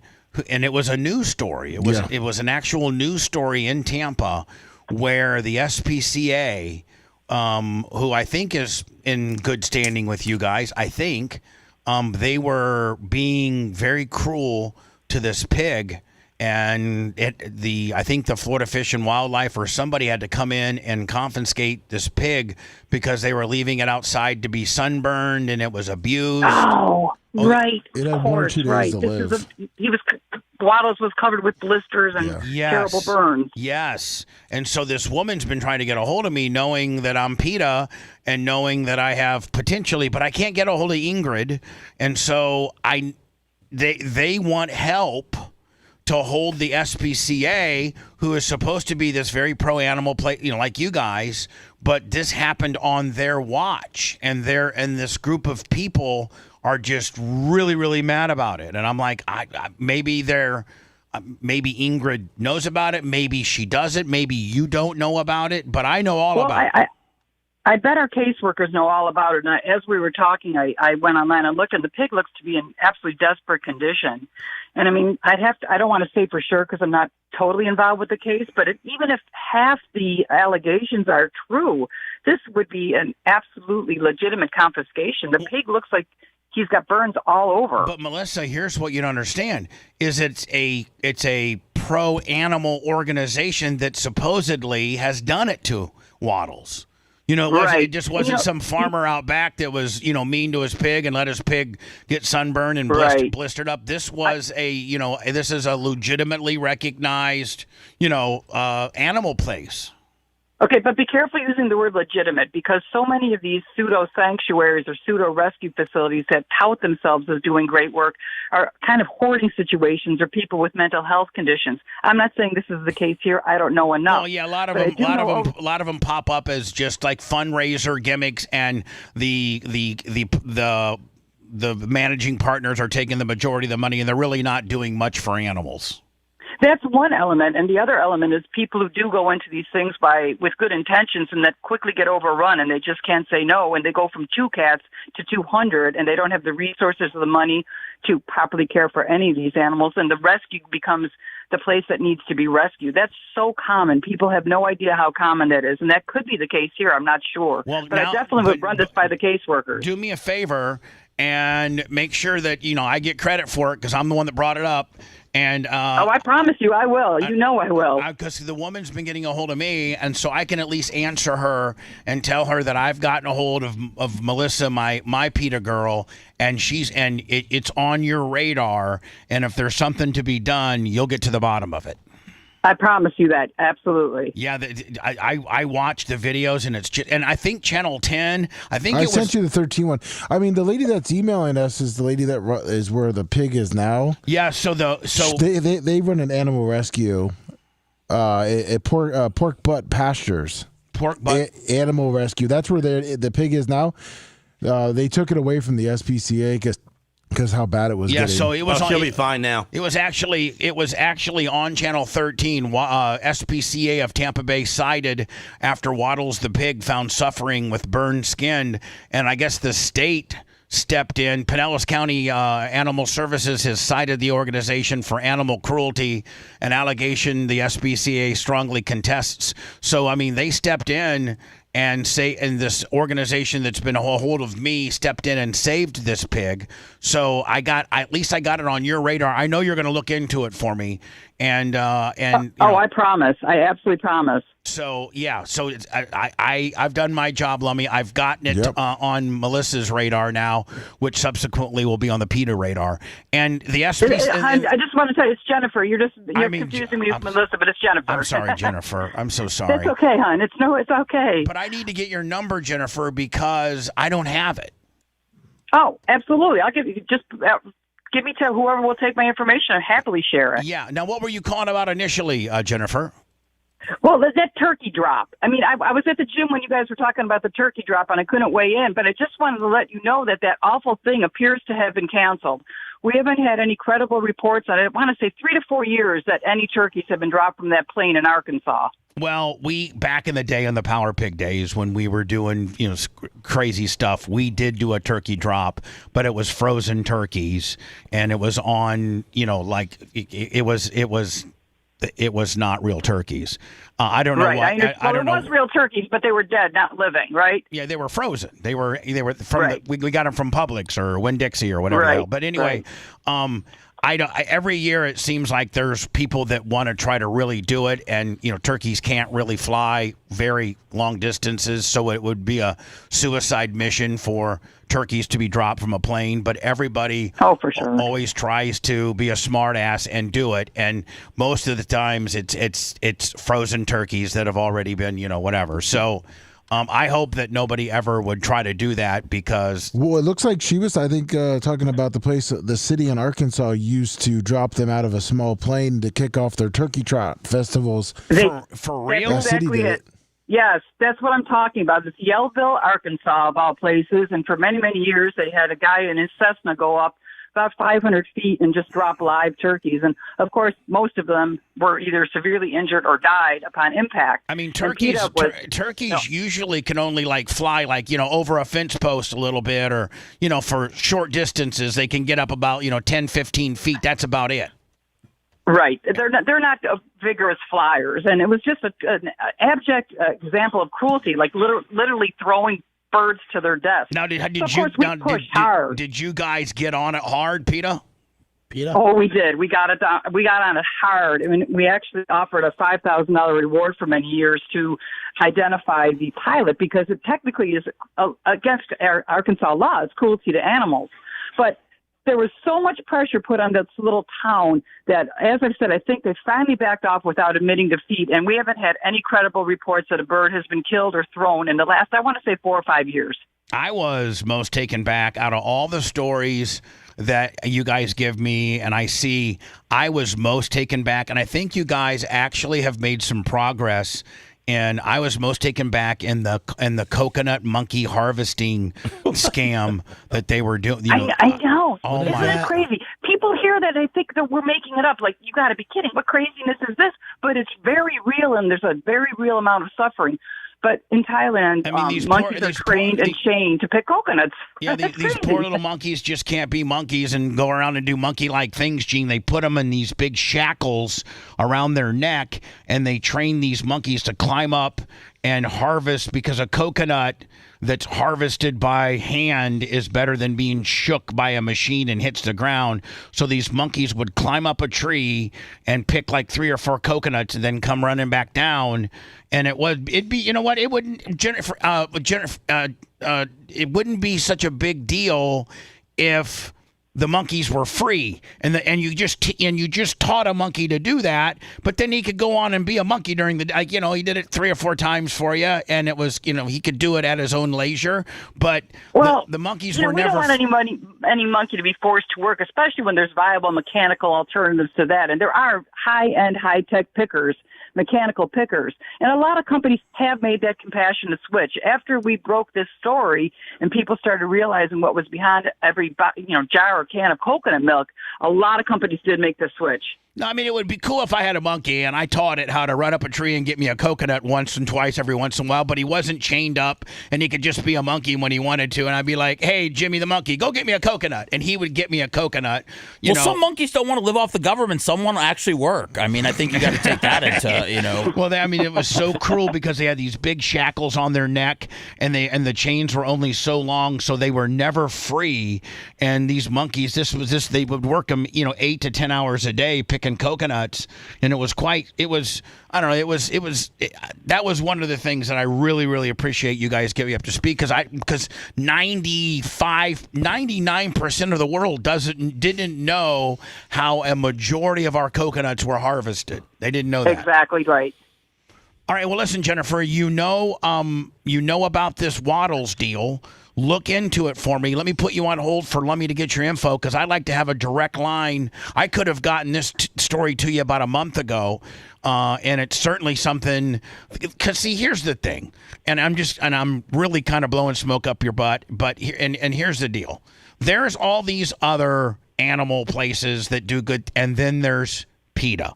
PETA's like the end-all, be-all. It's the validation of treating animals the right way. I mean, that's the strong arm of the law when it comes to protecting animals. We have all these little spin-offs, the SPCA, and all these little startups, and maybe they're doing it for the right reasons or maybe they're not.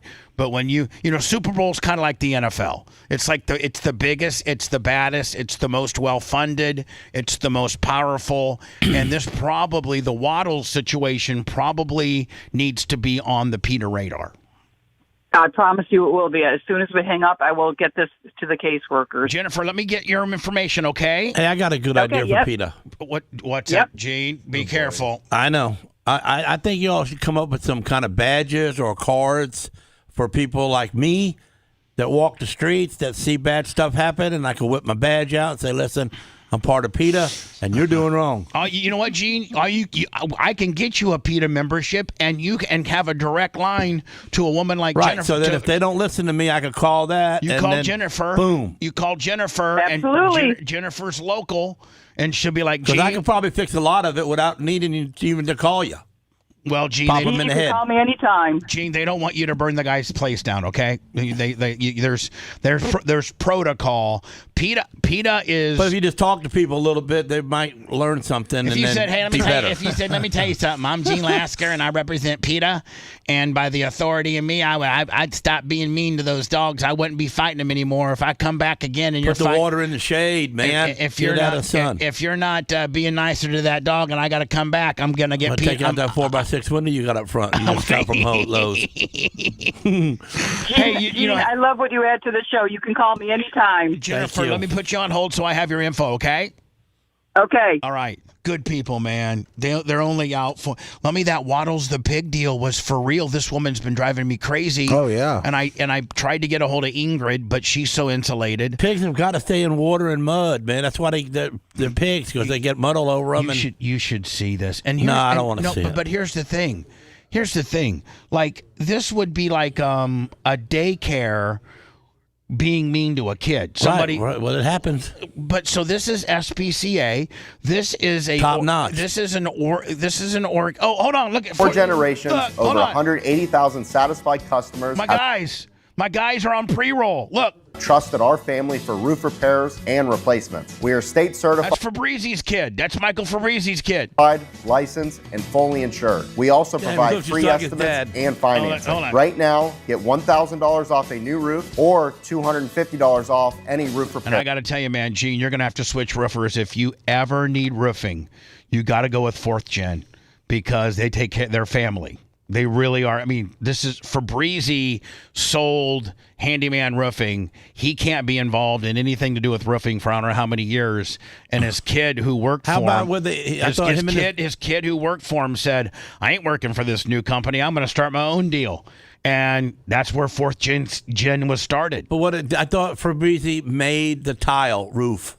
Made the rock itself. He did, but then they stopped. Oh, they stopped. Because our family's legacy, your peace of mind. Before you spend, call 4th Gen. Our family's legacy, your peace of mind. Yeah, he can do it. Horrified. His dad hold on here. Horrified. It's this video. So here's the deal. Oh, he's got sunburned. Here's the deal. Like, if you are the SPCA, yeah, which is, I think, I don't know what I don't know what the you call that based in. I don't know what the acronym SPCA stands for, but something probably cruelty Society for the Prevention of yeah. Cruelty And by the way, the SPCA, when I did my hog deal, they're the ones that were after me the hardest. And they're the ones that we lost all of our advertising, and PETA. And you know what? PETA saved me. PETA saved me. Do you know who saved me? Sam Simon, the co-inventor of The Simpsons, who Lummy, I remember on Radio I.O. By the way, if you were on BubbaArmyHQ.com and a member, Sam Simon on Friday used to have the Sam Simon Show. He sure does. And he is the co-creator, him and Matt, is it Matt Gearing or Matt Stone? No, Matt Gearing. Yeah, yes. Him and Matt Gearing invented The Simpsons. And after 3 years of being on the Fox lot and writing the first 3 years of The Simpsons, him and Gearing had a fallout. Who was the one that's seen in the future?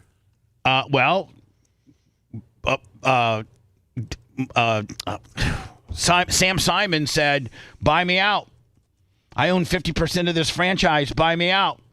So they agreed to give him like 7% for life.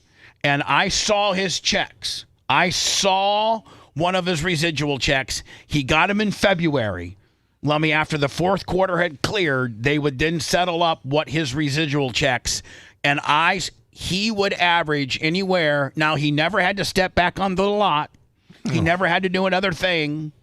And he would get anywhere between $50 and $70 million a year for his percentage of The Simpsons. Wow. And he was the largest donator for PETA. He once bought them a $5 million ship that did nothing but go out and try to catch these illegal whalers that go out and catch whale for whale blubber and whale oil. That's illegal. That's highly regulated by the government now. Where the Chinese does it. Exactly. And Sam gave him a $5 million like destroyer ship to go and barge these big. You can actually Google it. Sam Simon donate ship. So Gene, I just started SiriusXM in 2005.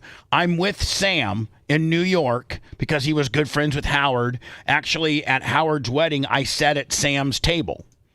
And Sam goes, at this point, Sam's the largest contributor to PETA. And he can get the president, Ingrid, on the phone. And he goes, whatever happened with that hog situation you had? And that's kind of how he talked. And I go, oh, Sam, that's not a good topic. Not one at all. And he goes, what if I could get you back in the good graces of PETA? I go, Sam, I'm the boogeyman. Like, they hate me. There's no way. And he goes, oh, yeah, there's a way. I write big checks for them. And I go, whatever, buddy. So we're eating at this literally this place. I think it's called Dim Sim. It's a Chinese place right across the street from where we were staying at the Westin Hotel in Times Square. He gets Ingrid on the phone and says, what type of check do I have to write so that my good friend Bubba the Love Sponge can be a lifelong member? And he wrote a $100,000 check and gave it to Ingram, and now I'm a lifelong member and believer in PETA. Wow, so you bought PETA. I didn't buy him, but I got bought in. Good for you. So I hope that PETA gets... So SPCA, Lummy, so like these are people that take... you trust. That you trust. Be like, Sammy not get the teacher wandering out of the classroom. She's in the taking care of the kids business. And next thing you know, she's nowhere to be found. Of Waddles the Pig, grabbing more than 2.5 million views on... Look at that. I'm mad. They left, the SPCA. This isn't Farmer Joe that doesn't care about his pigs. These are the people that are supposed to take care of animals that have been abused. TikTok that's causing an uproar from animal lovers. The video shows the sunburned pig who appears to be in did you get Jennifer's number for me? Yeah, she sent me all the information. All right, cool. Distress. Kelly Dale runs a pig rescue, Pork Butt Pastures. She saw Waddles on the SPCA website and went to see him in person. When I got there to see him, I was absolutely horrified at the condition that he was in. Now, let's also make sure we say the pig that we killed was not a domesticated pig like this. Ours was a wild feral. It was a nuisance animal. A wild feral hog that has tusks that will attack you. Yeah. And the trapper that got him that day had just trapped him that night off of a people's property, and the trapper was going to go home and quarter it and make it for his family. He was going to eat it that night. And, he was a professional at it. He was a professional, and that's what we did. And Mark Ober. That's all we did. That's all we did. But the SPCA put so much pressure on Mark Ober and Pam Bondi. They had me arrested. I went to a jury trial. Yeah, but asshole, I mean. You can say it. Okay, asshole Spice, he came out and he told me, we got to make some noises. It's radio. We can't hear nothing. So then it was doing the screaming pig noises, making it like it was him, but it really wasn't. Gene Lasker had the quote of my career with regards to my hog being in trouble with the hog deal. Lasker, don't say it, Lasker. I'll say it. I'm going to imitate you. He goes, Let me tell you something, Sponge. After I got arrested, we were okay until we gave it a name. Yep. The minute if we just would have said, "Hey, this wild feral hog," wild feral hog Willie. Spice named him. But Spice, we named him Andy. That put him right in everybody's living room. And that put him right in everybody's living room. And it gave him. If we would have said, "Hey, the trap pig gets it. The hunter's now gonna cut its nuts, cut its throat, quarter it, barbecue it, and we're gonna have barbecue sandwiches." And that's what we did. And that's all we did. But we were like, "Hey, should Andy get it or not?" And everybody's like, "Ah!" I said it right then and there. We're in trouble now. He was raw and bloody, and no water. Man, I hope the SPC. I hope the strong arm of PETA. This fires every one of them and puts all new people in Lummy, there. I hope Gary makes this a short. Look at his eyes are burned up. I hope the wrath of PETA comes down on the SPCA, and thank God for the people that save Waddles. What are they called? Let me the people that actually saved. Let me look it up. I think it's the pig rescue. It's like pork something. Yeah, I pork hope butts. Think they've been getting a hold of me. I promised you that I was going to try to get a hold of my connections at PETA. I emailed Ingrid, and I don't think I have the right email. Thank God for Jennifer, and she called in. Pork Butt Pastures Animal Rescue. Pork Butt Pastures Animal Rescue. Let me tell you something, PETA. Those are the good guys, and the SPCA are the ones that allowed Waddles to get into this condition. It's kind of bad when another animal rescue company has to come in and rescue an animal from a company that's an animal rescue.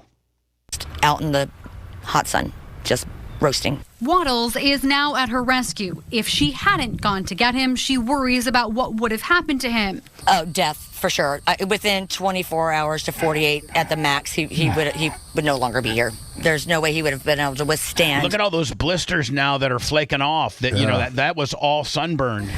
The heat for another day like that. Seth, your people hate pigs, right? Yeah. So you think it was Jewish people that was running that ASPCA? They didn't care about him? That's an interesting angle, Gene. Jewish people do not run animal shelters and are mean to animals. Okay, Gene, we're not going to put that on Jewish people. Okay?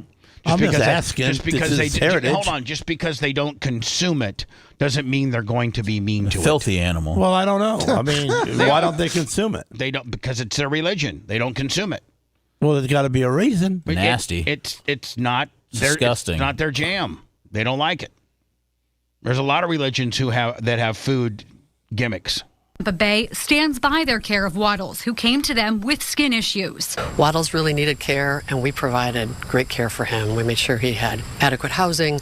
Hey, food. Listen, I don't know if you're part of the SPCA, but you're going to be That's having... the CEO, Martha Bowden. Who? Martha Bowden. Dear Martha Bowden. Bowden, you're in trouble. Dear Martha Bowden, you are now, because of me, Bubba the Love Sponge, on the official PETA radar.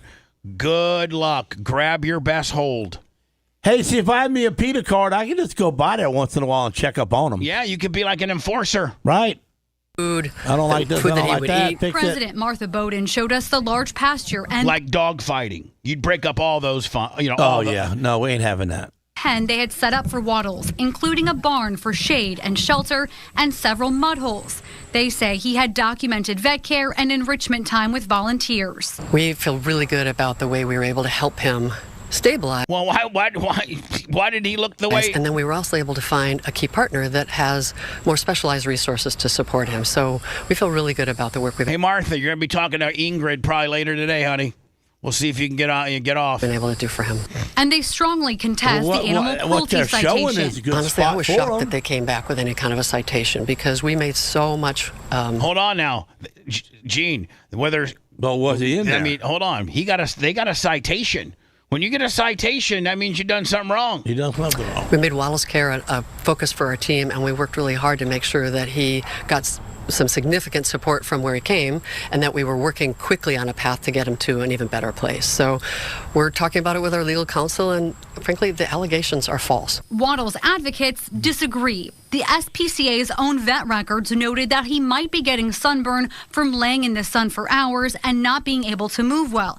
That was just a few days into his care. Or anybody with half a brain could see that he was burnt to a crisp. Then you move the shelter you could over not touch to this him. pig. And all it took is this. Right. That's There all you it go. took is shade. Anybody A tarp in of animal some welfare kind. would know that. Waddles has been at pork butt pastures for a week now.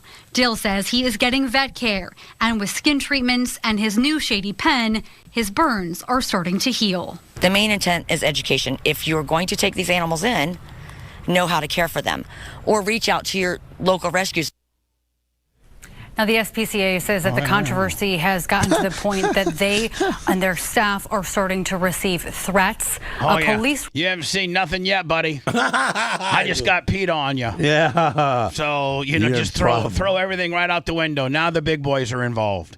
The big boys are involved. Report for animal cruelty has also been filed with the Largo Police Department. The police department telling us tonight they have not yet interviewed those interested parties.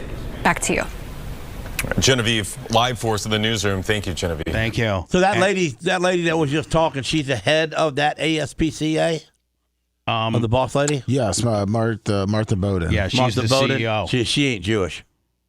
I don't think that has anything to do with anything, Gene. I know, but I'm just wondering hello. if they hated. Hi. We've established that that they don't. Why do you have to You keep established that he don't. Over there, that guy. It's got. I mean, if so, you just some of your theories and questions are. I just wondered. Are stupid, and when I tell you to move on from them, you double down on them. Just in And Jewish. I'm I'm not trying to double down on telling you to nothing. move on from them because tying Jewish people to abusing pigs is a dead end for us. Well, I was taking it away because she's not saying I'm sorry. I just wanted to say that it's just in the Torah, the Jewish law. It's because it's not kosher because you're not supposed to eat anything that doesn't chew cud. So yeah, that doesn't chew cud. Has nothing to do with whether they like them or not. Split hooves and cud. So. Hi, who's this? You're on the air. Hello. Perfect. That's the way the callers have been going today. We'll come back up with the. I didn't know Jelly Roll's wife Bunnie was going to do some jail time.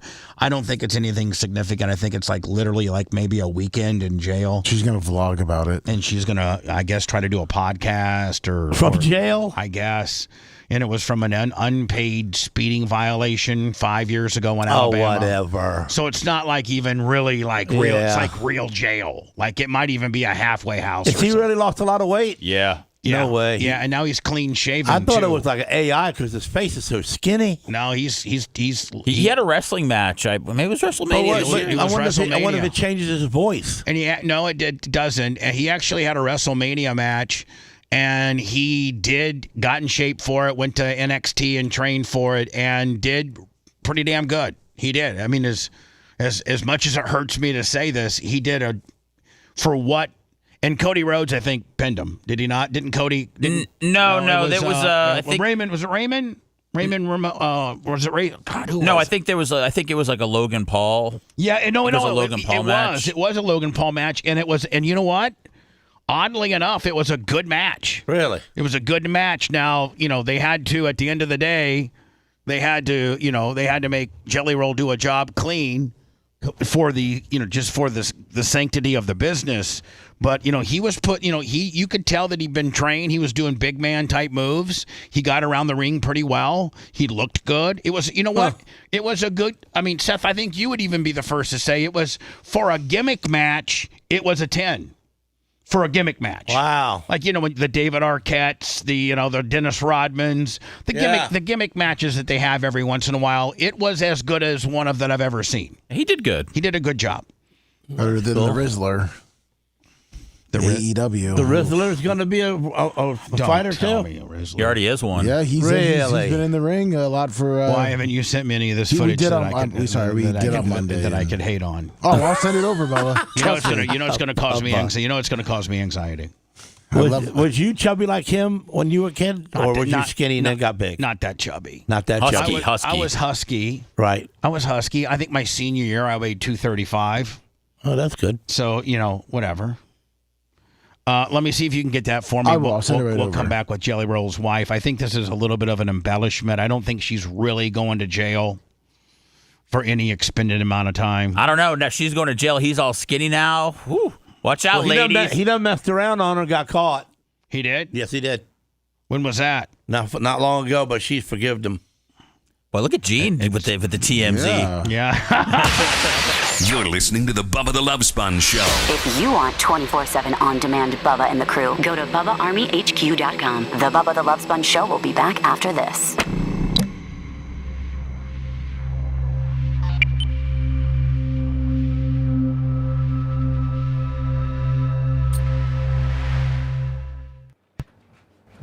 Well, that kid's gonna make it, ain't he? The Riz? The Riz. Oh, yeah. He's doing it.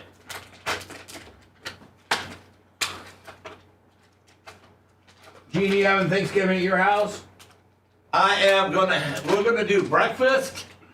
Where everybody? And everybody's coming over for breakfast.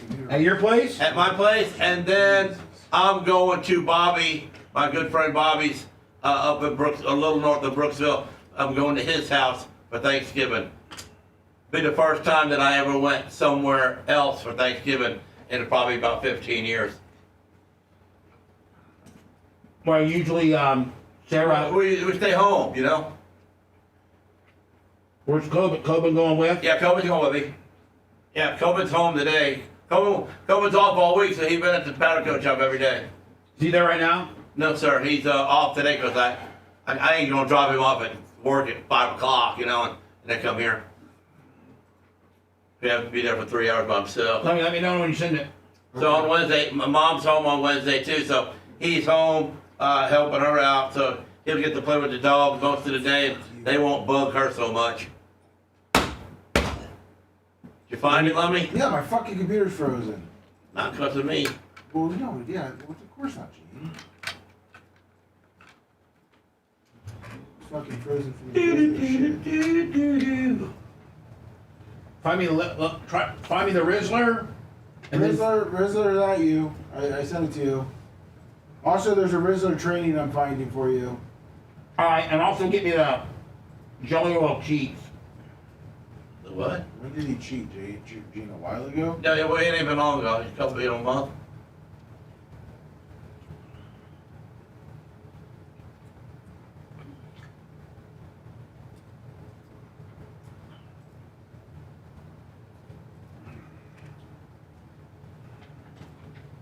All right, Bubba, I sent you the Rizzler training with the trainer. This little guy's his trainer. Okay. And then I'll get you the Jelly Roll cheats. Is it true or did I get bamboozled? Right for that Facebook. Good morning, John Kustika. What's up?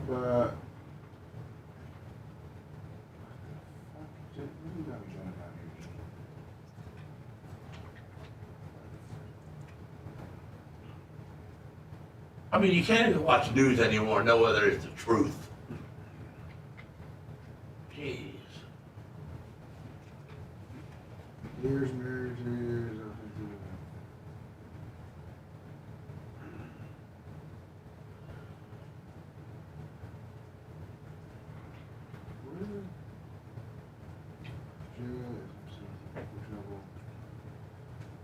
When did you say you heard about a month ago? Yeah, probably a month or so ago. Well, long ago, because I still remember it, you know.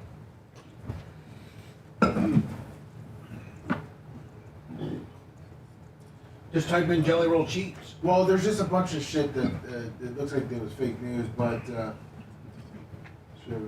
first moments. Oh, okay, here we go. Today, he was on today.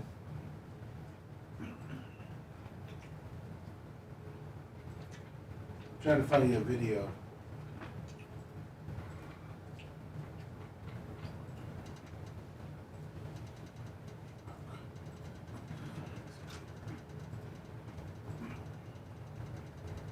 I sent you the article. I'm looking for a video. There is. There should be a video. There should be a short video in there, Bubba. And the link in your messenger.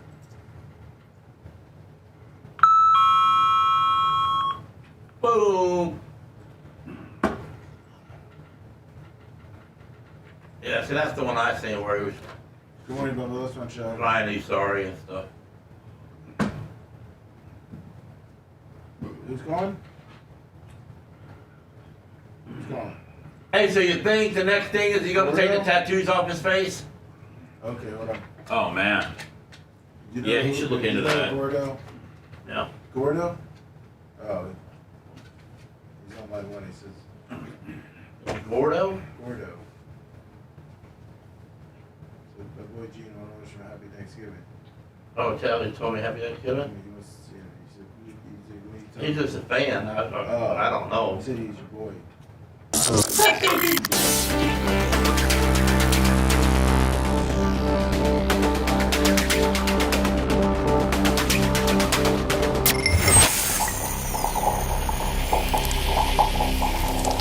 Tired of paying sky-high cable TV bills? Sick of juggling endless streaming subscriptions? There's a better way. Go to getabox.com. With Get a Box, you get every channel, every game, every movie ever made. Watch local and national channels, live sports, all your favorite movies, and much, much more. This isn't another subscription. It's a one-time purchase. No contracts, no fees, no nonsense. For a limited time, use promo code BUBBA at checkout for $25 off any box. That's getabox.com, promo code BUBBA.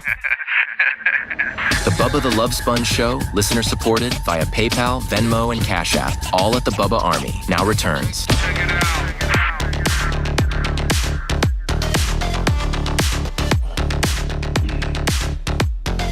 PayPal, Venmo, Cash App, all at the Bubba Army. The last live show till Monday. Yeah, hook us up today. Hook us up today. Make sure Lasker gets his 1,000 thumbs up. He's pacing. Lummy, I think. Man, just hit the thumbs up and y'all shut up. I think that there genuinely are not as many people watching and or listening to the show, whether it be visual and or audible. Maybe Florida Man Radio in Phoenix. I'm sorry, Panama City and Fort Walton Beach, Gainesville as well. I think Tampa, AM 820. I think my fans are just lazy. 96.7, 80, 98.3. And then, of course, the Rattler and the Bull and various other stations in Phoenix. I think we have 3. But I think everybody's I think for the most part, Seth might be able to. Is Sammy off school in these 3 days? They've been off, the whole week. Yeah, my kid's off too. Yeah, so I think people are kind of out of their normal listening and or daily routine because our numbers have been down all week. Grouper Lips, $25. Thank you, Grouper Lips, for the starting of the Hall of Fame bus. I saw Bob from Sunbelt yesterday. They looked great. So Lasker's, well, there you go, 729 on the thumbs up. But the money's been slow today because people probably all saving up for Black Friday. PayPal, Venmo, Cash App at the Bubba Army.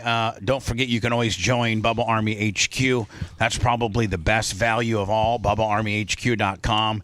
It has everything from Drew Garabo in his month or two at Radio I.O. To Scott Ledger to wasn't it getting sexy with Katie? We had a girl named Katie that did a sex show, Lummy. I don't know if her name is Katie, but yes, we have one. Yeah, I'll find out what the name is. I think Akira did some shows. We got all kinds of different things. So today's kind of the last day for you to help us out. It'll be Semi-autoglass Travis, $25. Yep. And also, Lummy, again, semi-autoglass. Has any of you guys used his business? I have. It's What great. does he do? If you need any auto glass, Oh, I haven't. Semi-auto glass Travis. He specializes in semis, but he'll do. Nobody in this room's got a semi. He does a regular. You didn't let me finish because you're really good at that, Gene. You just these outbursts that you know nothing about. And you interrupt what I'm saying is he specializes in semis, but he can do regular trucks and cars as well, and about half as much as it would cost you regularly. And he does all of Steps vehicles. Oh, does he really? Yeah, he's at the Steps guys. Well, I think Todd Steps the best too, the absolute best. Allow me. I think I just got $100 from LM Close. Nice. Thank you, LM Close. Appreciate you, my friend. So, the Rizzler, who I despise. Why? Just because he's got a good gimmick going on? Because there's other talented kids out there. Yes. No, there's not. Yeah, yes, there is, Gene. Who? There's kids out there that are wrestlers, tap dancers, Alex Snyder, $20. Basketball players, boys and girls, coders. Yeah, hackers, dark web specialists. Hackers, man, call me. I need some hacking. What are you trying to get into, Gene? Something free. I hear you. So now, isn't this Hezbollah? What's this kid called? Miniature. No, this kid's a Russian. Yeah, it's Hezbollah, right? Yeah, it is. Yeah, call him Lucky. Hold on, let me see it, Macho Man. Thanksgiving feast on football on AM 820, the Big 8. The Green Bay Packers and Detroit Lions tomorrow at 12:30. Kansas City Chiefs at Dallas at 4:15. And the Bengals at the Baltimore Ravens at 8 o'clock. Hey, that's important to know because when you're traveling, That's right. when you're local and you're traveling between Thanksgivings like Lummy is, and you got to miss a half of the game or something like that, it's good to know it's on the radio. Yeah, do you know what I had to do, Seth? So last Sunday, I have to actually leave my house to pick up Janie cakes in order to be at the women's. At the place that Glowbug had the wedding. I got to leave by 1:45. Well, that's only, like halfway into the second quarter of the Vikings-Packer games, and the Packers are looking good, right? Yes. And so I'm like, oh my God, I'm gonna miss the game. So I went to the Green Bay Packer radio. I Googled the Green Bay Packer radio network, and no, they black you out there. Well, you have to go for $3.99. Go join this Simply Radio app, and I listened to it out of Iron Mountain, Wisconsin. Wow! On the game but you ought to understand. I'm driving my mom and the Merch Crick, and I have my car, my cell phone. On this, by the way, I canceled the application. Yeah, I canceled the $3.99. Yeah. I did. They'll take a fellow down when you're not expecting it, Yeah. So you don't understand, though. My mom, she's excited to see me, and she wants to catch up. Merch Crick wants to catch up with my mom, and I'm trying to. Okay, that's all. You know what, Macho Man? That's all the free advertising they're getting.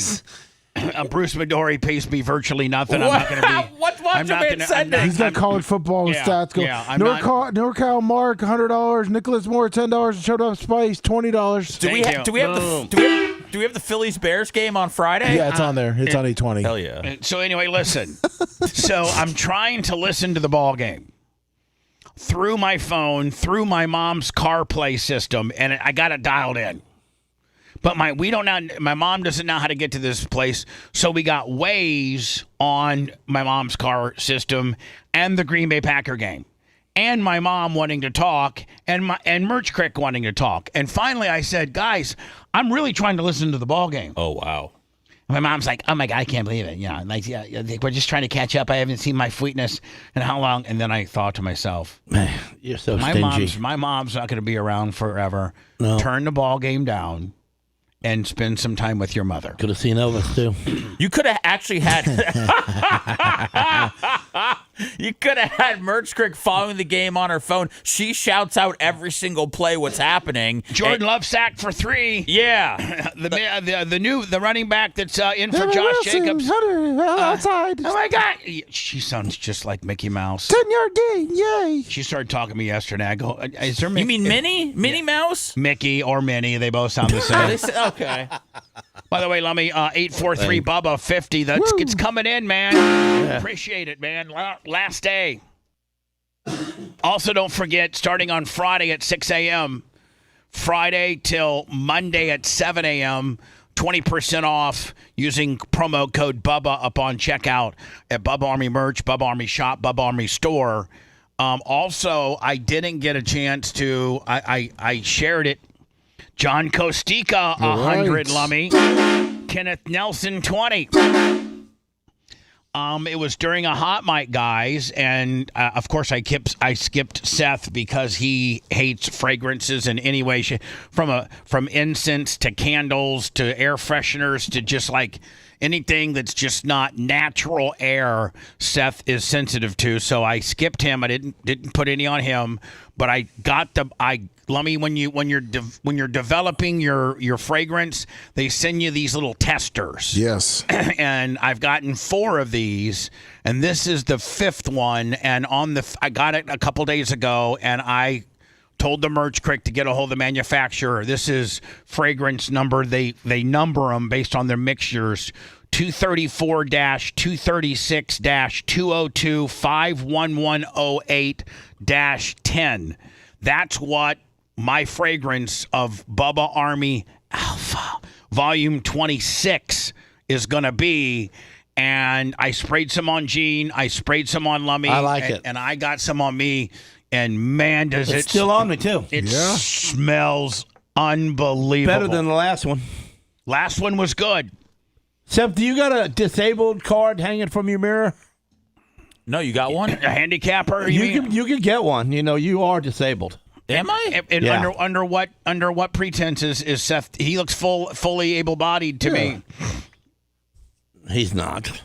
You mean You like it? Are you like trying to get into the mentals? Yeah. He's just different. James, $25 And in the different window. to get you that card. So, I mean, like upfront parking and Yeah, so you don't have to walk far and you don't have to see not much. And how many times, Seth, have you circled a lot and the upfront parking willies are just completely bare and you have to park, a half mile away? Man, how about Gene? How about this, Gene? Let me ask you this. Don't answer until I ask. How about when you go to like a Bucks game? Don't they put you right up front? Yeah. You got to pay for it still. Yeah, but I mean, Yeah, but you can. but I mean, hold on, you got to pay for it. But aren't you literally, Lummy, like boom, right there from here to the goats from the entrance? Yeah, yeah. Man, Seth. Yeah. Maybe you ought to. Maybe Gene said you ought to get a hold of your psychiatrist and get a hold of like a mental disabled gimmick.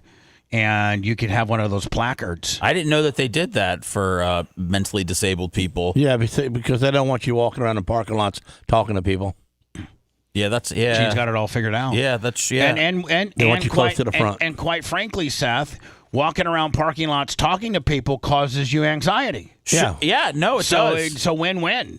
Yeah, you don't got to subject yourself to walking around people, and people don't have to subject themselves around walking around you. This could be what I'm looking for that next act in my life. I feel like this could be it for me. And leave it of all people to diagnose it. Well, I'm not surprised. Gene gives me at least one thing every time he's in here, that I take with me for the rest of my life. It looks like if you have panic disorders or different things like that, it can meet the criteria for a handicap placard. Man, Seth, if you get you get panic disorders all the time.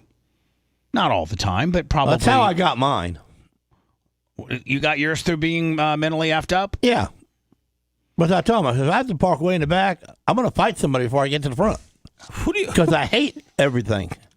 So if you park me to the front, there's less chance of me hating because I'm right there. And I ain't going to fight nobody. Right. So my anxiety. You actually went to the DMV and told them that? Yes, I did. And they gave you one? I got it hanging up in my truck. And here's the thing, man. Gene's is full-blown, here's the thing. Gene's has a sticker that matches the sticker on his car. So, if the cop was trying to be a dick and say you borrowed your grandma's, Gene would be like, check my sticker. My sticker in the back of my expiration sticker matches this one. But they give you the rundown. When you check my license, though, it tells you I'm disabled, too. Oh, see, Seth, when they check your license, you could automatically be disabled. Yep. I've been waiting for that my whole life. Sometimes you get away with some tickets. I got away with a ticket the other day because of my Bubba Army. For real? My Bubba Army money holder. Your Ridge? Yeah, I had to pay the cop off. What do you mean? I mean, he's seen it in my console. Right. And he asked me about it. What'd he say? And I said, he asked me why I ain't using it. And I said, I carry more money than Bubba's clip can hold. My clip holds a lot of money, and his clip only holds a little bit of money. So when I go out on a date with my wife, I'd only need a few hundos, so I just use that. But when I'm rolling, I got to use my clip. So his clip sits there in my console. He said, well, 80 and that's 55, bro. If I had that, it might be 65 and a 55. I said, listen, there ain't no more of them clips. It's no ticket, and you can have the clip. So you gave him the clip? I gave him the clip. So do you need another clip? I got one if you need another one. Yeah, please. Okay. Also, Bubba Army merch, Bubba Army store, and Bubba Army but shop. That just shows you have all them cops listen to us every day. Can we get that body cam footage, Lummy? Can we start the process? No, let's not. Let's not. Let's not get it. This guy here, this little kid here, he's a little Russian, but I think he's like 23. But doesn't he have some type of like the Andy Milonakis type like situation where he doesn't age? Yes. And he stays like an infant. It's Dan would know what the condition is called, but this guy, the Rizzler, is just a fat 12-year-old. Whereas this kid is like 23, 24. No, he's not. Yes, he is. Yeah, he's 23. He's 23, Gene. Can you believe? Look at that face, man. That's 5-year-old. He's going to fight him? Yeah. So anyway, this... He's going to train him. Oh. Let me, is there any volume on this? Oh, no, I got it down. Here we go. No, stop. 1, 2, 3. Oh, man. Okay. Hold on. That little kid would whip his ass, would whip the Whistler's ass. Oh, easy. The Whistler? No, 1, 2. Relax, 1, 2. Well, put the Rizzler up at least on some weights where he's not punch. You can't hit a speed bag when it's above your head. Never punch up, right? Right. Always punch down. That's like Gene Lasker's motto. Secondly, I've hit a speed bag before. I'm not that good, but I can keep it rolling a little bit. But it's supposed to be right at your mouth or nose, eye level, not punching up. Yeah, underneath your eyes, really. That's what he needs right there, a box. Let's see. The broad, The Rizzler's soft. Go. Yeah. Man, Coben to beat him up. Oh, I'd pay Coben $1,000 to whip this kid's ass. Put Coben in training. Give me 2 months with Coben. I'll have that kid being badass. In fact, Gene, you know what? Before he goes to next year's, like this summer coming up, like when he gets out of school in June. Well, I'm hoping he's not in school anymore after this summer. What do you mean? I'm trying to make him trying quit. to quit? Look, quit and get a GED? Yeah. You can go to work for me right now, 10th, 11th, 12th grade. When he hits 18, I'll have $150,000 in the bank. That's his money that I'll pay him for the 3 years of training. And during them 3 years, he's still underage, so I'm going to take care of all the food, all the house, his allowance, all that will stay the same. He won't be able to spend his money he makes. Semi-auto glass Travis Lummy, yet another 50. Did you see that? I mean, what is he going to learn that I can't teach him? So you're going to say his 10, 11, and 12th grade years, if he wouldn't get his GED and tap out, which if he he's going to do that. So he studies. Homeschool. He studies, and he gets his GED, which means he's equivalent to graduating. That's the same as a high school diploma. That's all he needs. Then for the 3 years that he was having to screw around in high school and play the xylophone or whatever the hell you got him on. Yeah, he quit that. Did he really? Yeah. Yeah, because he noticed how stupid it was. And so for the 3 years of having to go to school every day, he tested out. He'll come to the shop every day. You'll set aside $50,000 a year. At the age of 18, you'll hand him $150 and tell him, go find your own place. You're a man. No. He can stay home. Oh, he can stay home. I won't charge him no rent. You'll give him $150. And then at that point, do you start triculating yourself out? Yeah, I stay home. You stay out, but you still get your VIG, don't you? Oh, I'm going to still come pick up my check on Friday, yeah. He can bring it home to me. And so, how much of the business are you going to give him, and how much are you going to, what's the... I'm going to make him the manager, and he runs the place. Make him the CEO or whatever kind of gimmick I got to give him. But it might be... It's not going to remain at $50,000. It's probably could go. Oh no! He should be able to make at least $125,000. Boom. and that money would go up. And powder coating's not going to change, right? Here's the deal: powder coating's not going to change. No, it's not going anywhere. They're not going to invent a different way to do it. No, they're not going to. The only thing they could invent is maybe robots to shoot it.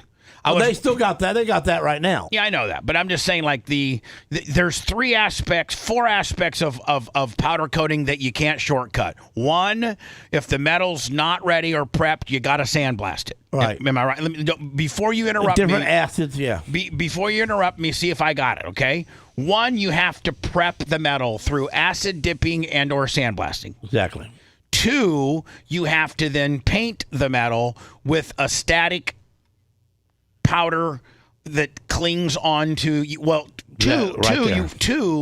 have to hang the piece on a special rack that you've already jigged up, and you got all these hangers and a gimmick way that it don't show where the product is lost. Right, the color. It's in a hole or it's in a corner or something like that. So 2, you hang. 3, you spray. 4, you bake. 5, you cool, and done. And stack. As soon as it's cool enough to touch, it's perfectly enough to stack on a pallet and wrap it up. And right. So, I mean, no matter how you slice powder coating, whether it's now or when Coleman's 25, it's the same. Yeah. The guns might get better because they have in the last few years, but I got the newest ones. Yeah, so just the guns and the powder. And that's it. And, and at the end of the day, I think your oven was a $400,000 oven. It's never going to time out. No. It's made out of metal. Well, I mean, I think at anything you just figured actually the one maintenance that you needed to do to it, you just did about a month ago where you it took me down about a half a day. You needed to be able to clean the fan. You had to be able to have access to the fan. That required you to cut a hole in the side, fabricate an opening to the fan. So now it's easily done. So now change the fan. You can go in there and clean the fan once a week. If I wanted to, but you don't need to. Now is Coben in on this deal? Yeah. He's in on everything that I do.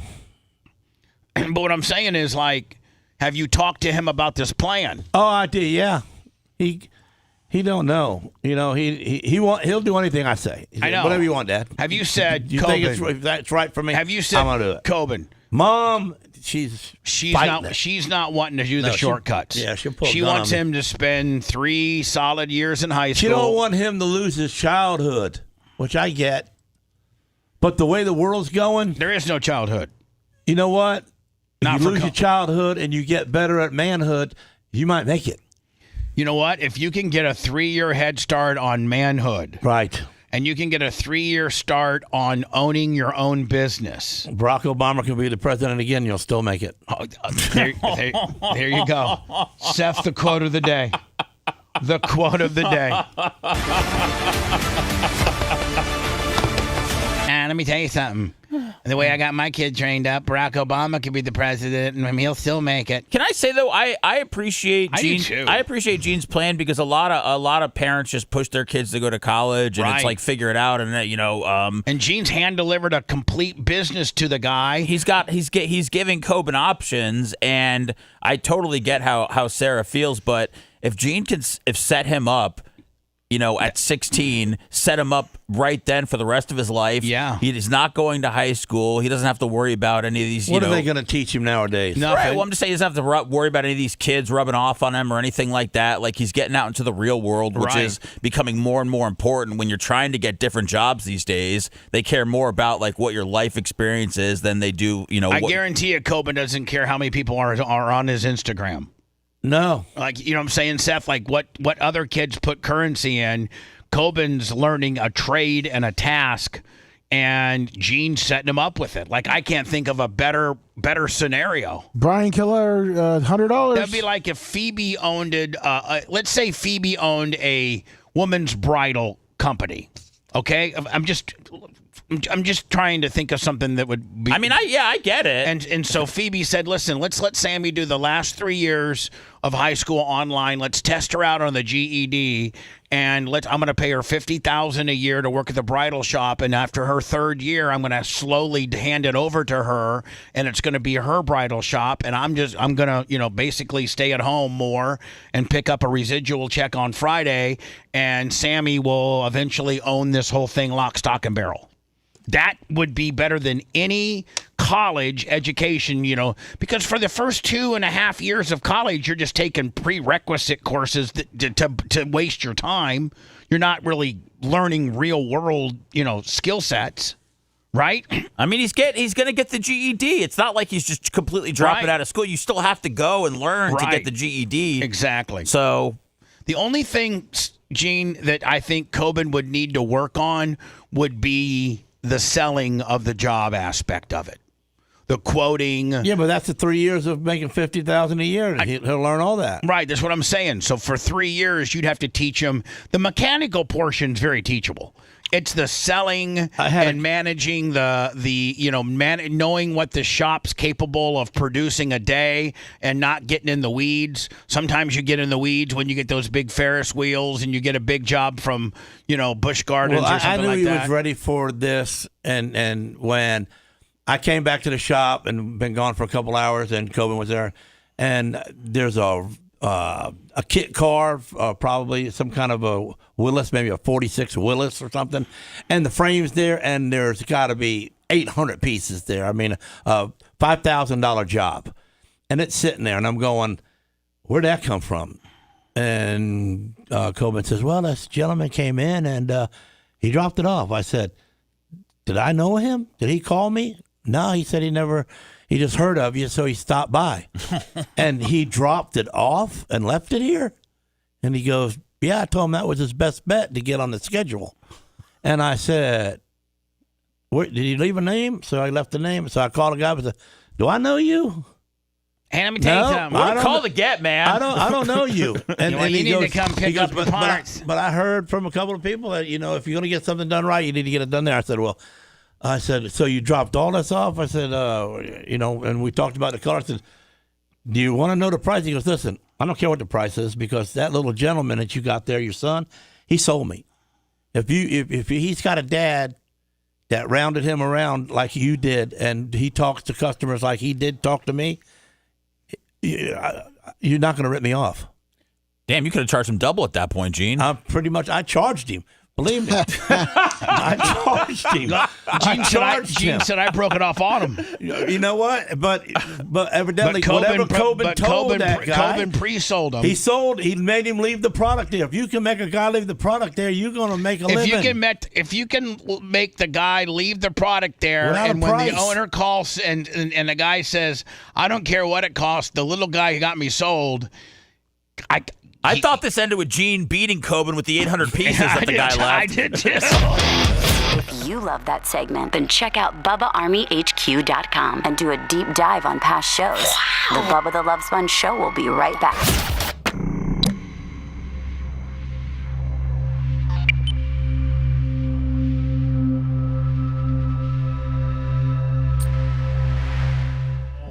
Bubba, would you do a work for Rizzler and a wrestling gimmick? When I do a what? A job? A job? For who? The Riz? If you got it set up? Are you fucking kidding me? Well, that he's training at the CCW place. Hey, Bret Hart said that Hulk Hogan and Jake the Snake Roberts were the two most selfish wrestlers he's ever come across. Most selfish? Yeah. Have you heard that, Sponjo? Oh, yeah. As a matter of fact, Lummy. About Jake the Snake, too? What about Nick Hogan going to take over now? He's going to WWE it. Is that true? Yeah, I'll try. He's taking over karaoke night. That's going well. I just look at the kid now and I hate him.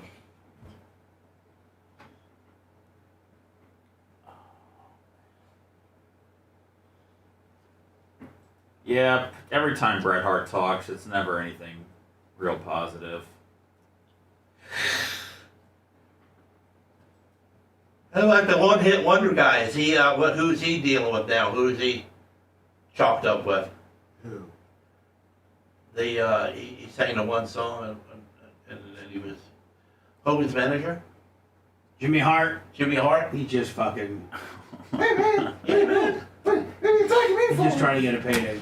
And who's he playing with? Oh, I'm going to be Himself. representing the wrestler. He's the next big thing. That'd be funny as hell. Though. Hey, He's the next one. him and Big Justice. He's wrestling at Diddy Rose's buddy's place. We can set it up. How about the little kid that plays Hogan? Fuck that little Rizzler kid. shows up. Really? That kid's kind of out there, ain't he? Have Bubba do a clean job in the middle. Rizzler hits him with the chair. Taps him out. Poor Rizzler. No. Poor Rizzler. Not Yeah, he's interested. just a kid. Not interested, bro. I'm interested in having Bret Hart on, though.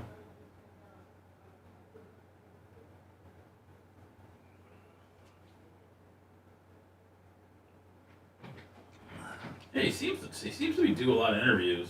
Yeah, Bret Hart said that Vince and Shawn Michaels were gay for each other, and they were sleeping together. Jesus Christ.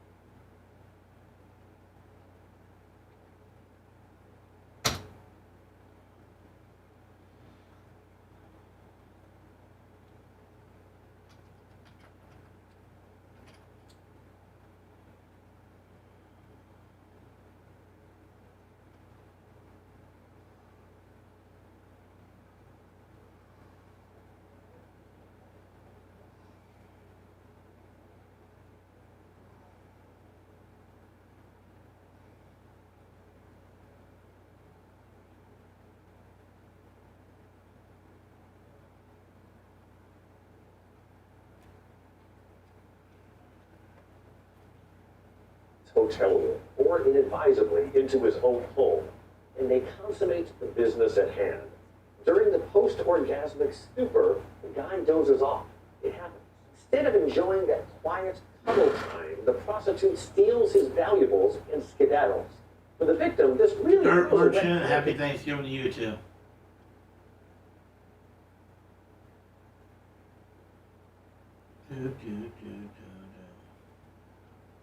I gotta do my Simon Investigates Daily Instagram. I forgot.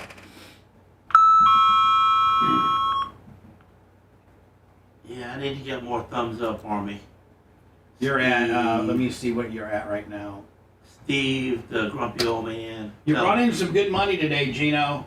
Good. You're at 840. Man, that's slow for you. I know. Man, Seth, how cool would that be if Larry had set you up like that? That'd be pretty cool. Pretty cool.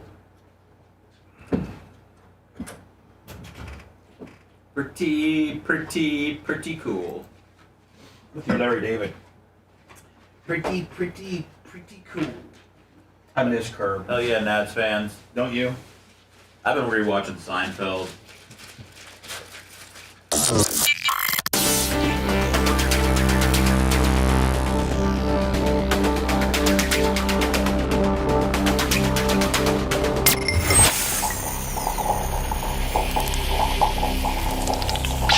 The Bubba the Love Sponge Show. Listener supported via PayPal, Venmo, Cash App, all of the Bubba Army. Now returns. Johnny K, 100. Kenneth Nelson, 20. 843 Bubba, 50. PayPal, Venmo, Cash App. Brian Kelleher, $100. Big money today. Also, the phone lines are packed. I'll get to those momentarily. I'm going to start having this guy on once a month. Former FBI agent of 26 years in white-collar crimes, Tom Simon. He suggested that the next time he comes in, he's going to try to get one more in December, and that I actually go to Matt Cox's studio, and it's me and Matt Cox versus him. And, you know, he plays a little game, let me, like, you know, name the sentence.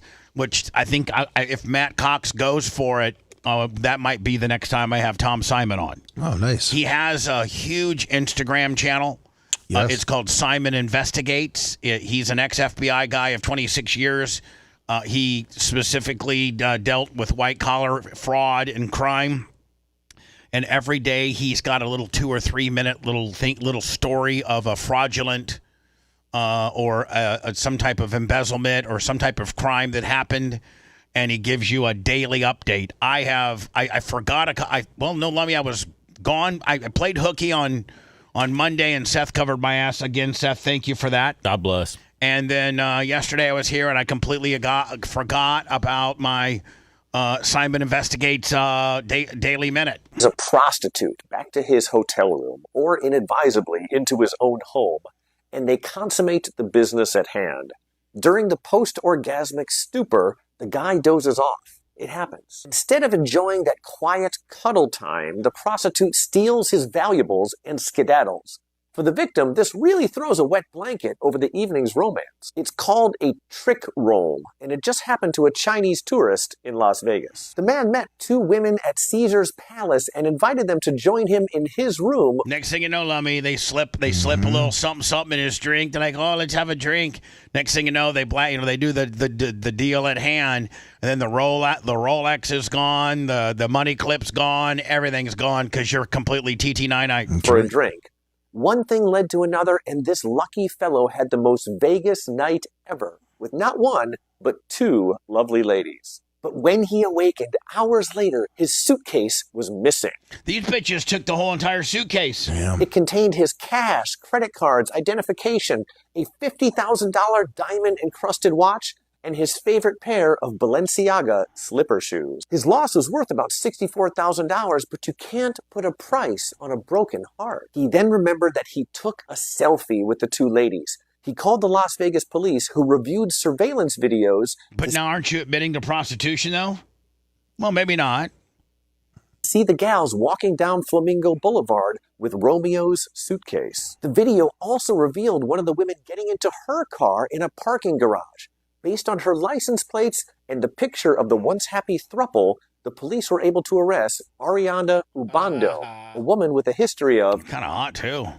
Are you sitting down? Prostitution. She's facing grand larceny charges, and her co-conspirator is still at large. I don't think the Chinese guy ever got his stuff back.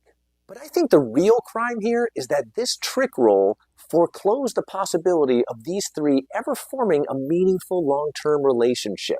It would require a lot of healing at this point. Thanks for watching. Please subscribe for daily crime stories. Have a great day and be cool. I love this guy. Back to the Rizzler. From somebody I like to somebody I don't like. This guy got fast-tracked to stardom based on what? Scratching his chin. That's it. Yeah, pretty much. Being fat, being cynical, and scratching his chin. Are you mad because he's fat and fat's cool now and it wasn't then when you was? Are you mad because fat's cool now and you're fat? I'm not cool about anything about me being fat at all. I hate it. I know. So does it not? But he's a fat guy that's making money off of it. So how about this? Coben has more character than this guy. Why couldn't this be Coben? Why couldn't Coben scratch his little chin and go, Next thing you know, Bubba didn't put no film on him for a while. Well, it didn't have anything to do with Bubba, okay? Oh, he's got lucky. Listen, I've actually had lunch with Coben, spent some quality time with Coben, and Coben is funny. Coben's real funny when he describes you and you're around, and he doesn't know how far he can go, and he has to kind of pull it back a notch because he thinks he might get snapped in the back of the head. I don't know any of that part. I do. When you went up to get ketchup, man, Coben was doing a couple Gene gimmicks. It was funnier than me and the Merge Crick were laughing our ass off. He's seen every promo. I've gave him every one of them I've got. He was like, it's amazing where he's not throwing a bigger fit about not getting the gold wrapped burger. He's calm today because he was all set on this gold wrapped burger. It's amazing. And then you came back. He's like, oh, shh. Poor kid. The Rizzler put his all into the strenuous training session. Oh, yeah, it looks strenuous. But what did he take away? What did you learn today?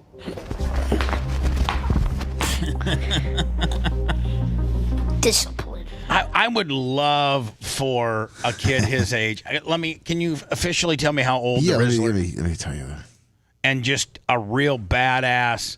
Like, remember Monster Lobster? Yeah. His kid, they moved to Maine, and he's 9 years old. Rizzler? Yes. I guarantee a Monster Lobster's got a 9-year-old. He had like 4 kids. And these kids, he got him involved in folk-style high school wrestling, like at the age of 3. And I think maybe his eldest son went on to win state. But remember Eric Grajales, who works for his dad down at Rubber City? He went on a full ride, he was, listen to this. Now this is talent. His name was Eric Grajales. He will go down in Florida history as probably the greatest high school wrestler in the history of Florida. He went, I think, like 236-0. Won 4 state championships and was fixing to win his first state championship as an 8th grader. But the championship match was going to be against his senior first cousin. So his senior first cousin, this was his first time ever in the finals, and he was going to wrestle Eric and Eric was an 8th grader, and his senior first cousin was a senior, and the family made a decision that was probably going to end up bad, and they withdrew both kids, and both kids got 4th place. And the 3rd and 4th place guys wrestled for the championship. Eric Grajales could have been a 5-time Florida state champion. Now that's talent. And Monster Lobster's kids, he has them all involved in wrestling at a young age. I'd like to see if he's got a 9-year-old, and that would just look how fat and out of shape this kid is. In fact, I think he's getting fatter and more out of shape. Oh, he's got Hardy's sponsorship now. And again, if the kid was unbelievable, had a skill set, if the kid had any kind, I don't care if the kid was a bow and arrow guy, was a sharpshooter, was a sprint car driver, was a go-karter, was a football player, was a basketball player. I don't care if he was a smart, statistician or in math. This kid is being fast-tracked as a star for being fat and scratching his chin. Now, did I miss it somewhere that there's another attribute that the Rizzler can do? Or is it, Seth verify, his gimmick is scratching his chin while being fat and cute? Well, you're forgetting there's 2 other parts to it. You got to squint your eyes, stroke your chin, and pierce your lips. Yeah. Okay. All right. I'm sorry. Seth, can you please? You don't got no top lip. Seth, can you add in the squinting of the eyes and the piercing of the lips, please? Thank you. Yes. You learned discipline today. Well, yeah, a little bit. What does that mean? What is discipline? It means... You don't know, do you? I don't know what it means. Some 9-year-old. Oh, man, you kidding me? Some badass 9-year-old. Gene, how tough were you when you were 9 and you'd been fostered? You've been fostered 7 times. Well, I'd have beat him up. Well, I'm just saying. But I'd have known what that meant too. It means the Army. Through Army discipline, Hasbulla made the Rizzler into a weapon. But now it was time for the Rizzler to meet his maker. I hope it pounds it. Now, I'm going to be honest with you. This little kid here, who's 23, he's actually kind of tough. How long is he going to live? I don't know. Probably not that long. Sad. Oh, that's what I'm talking about. No, yeah, I mean, like, hold on. This kid's a Russian, and he'll flat take a hack at a grown man. He did this to Shaq one time. Really? It was time for the Rizzler to meet his maker. Watch this.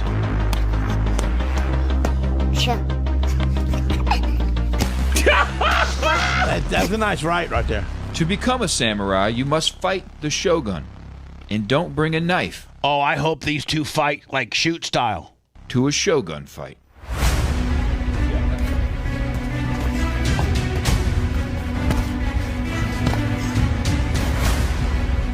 You can see that little Russian. He's just setting him up for that right. Can you see him? Nice knockout. The Rizzler's already dropping that right, so here comes a left jab followed by a right. I just know it. Look at those hands, Lummy, how much they're dropped. Yep. Because he's hitting that fat gut. Here it comes.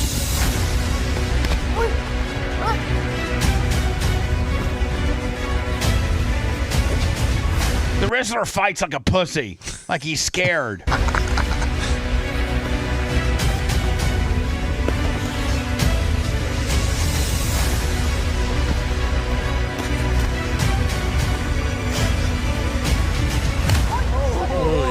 The Rizzler was hit. Like for like a split second, all my world went away. Your what went away? The whole world did. Like for like a split second, all my world went away. Yeah, that little love tap. But then it came This kid's so soft. right back. I almost won it.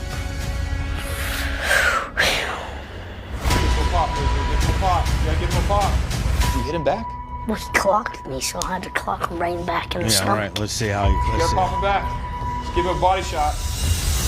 Oh! Stay in there. Stay in there. And what did he say cute. after you clocked him right back in the stomach?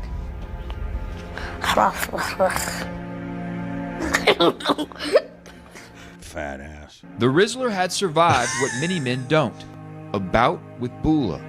But did that mean he would graduate Hasbullah's program? What does the future look like for the? Well, I'm gonna get fatter, and I'm gonna sign another Hardee's deal, and you know, make my way up to the Bubba Love Sponge show. Rizzler. if he chooses the right lifestyle, this is the Russian. Listens to his parents, then he'll have a bright future. The Rizzler agreed. What do you see the future looking like for you? I'm gonna get fatter, keep scratching my chin, keep piercing my lips, and keep squinting my eyes. It's got me to the dance so far. I got a DoorDash shirt on too. So hungry, I need DoorDash. You know, so that new Rizzler burger out of Hardee's. I have a Bugatti. What do you say? In a house made out of mac and cheese. He's gonna have a Bugatti and a house made out of cheese. House made of mac and cheese? But it still has wood on it. Like, it's still a real house. It's a mansion made out of mac and cheese. Obviously.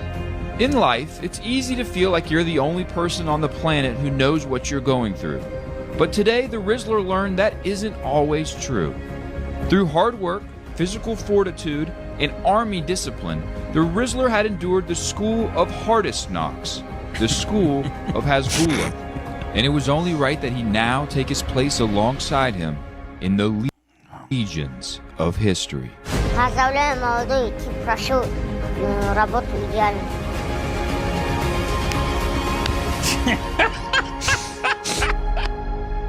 Somebody take me out back like Old Yeller and put a bullet in me if this is what it takes to be famous nowadays.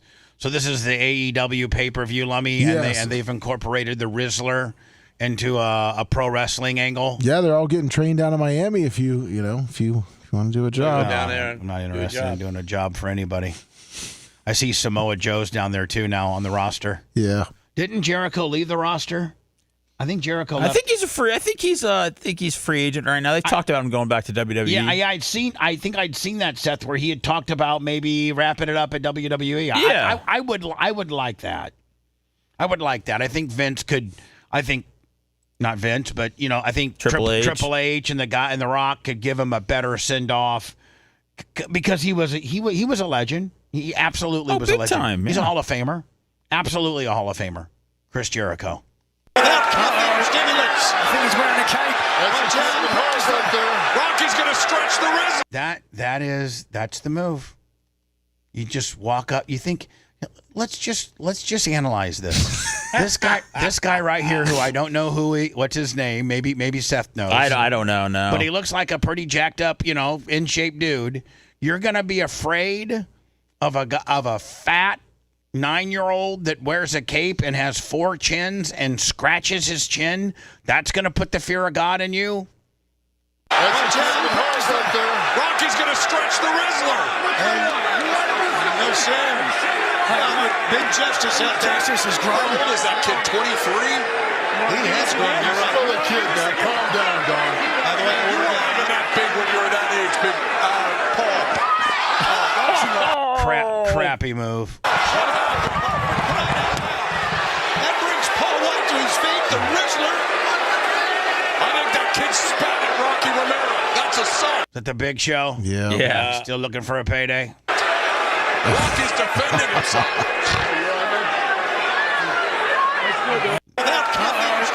By the way, Bubba, I also sent you it's a newer Hardee's commercial if you just wanted to see it with his new burger that's going to be out till 2026, so you still have time to get it. It was a beautiful sunny day at the pool. There was only one thing that could make the day better. Now look at that there. The Rizzler knew what he had to do. The Riz face, of course.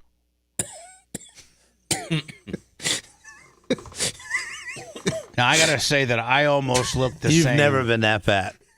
Yeah, I wasn't that fat as a kid. No. Man boobs and all. Maybe not saying that I don't look like that now, because Dude, he could knock that off in a weekend. But he's not. No, he can't. But he's not, Seth. When you got a hamburger named after you, and you have unlimited motion. Now you know what? Also, Lummy, he's the kind of kid that holds his nose before he goes in. Yeah, there you go. I mean, like that says it all right there. A real kid that's been taught how to swim. Like, I guarantee you, Walker, who just completed his child swimming lessons, they don't teach you to hold your nose. No, he does not hold his nose. It's in motion.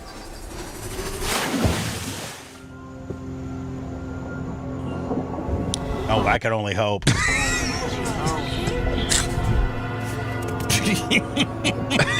Oh, no, that's so funny. Now he's back the other way. He's gonna By the way, he's so fat he drowns her.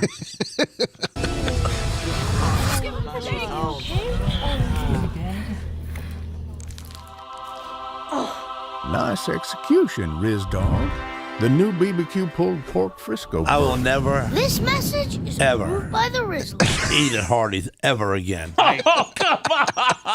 If you want 24/7 on-demand Bubba and the crew, go to BubbaArmyHQ.com. Right now. The Bubba the Love Sponge Show will be back after this.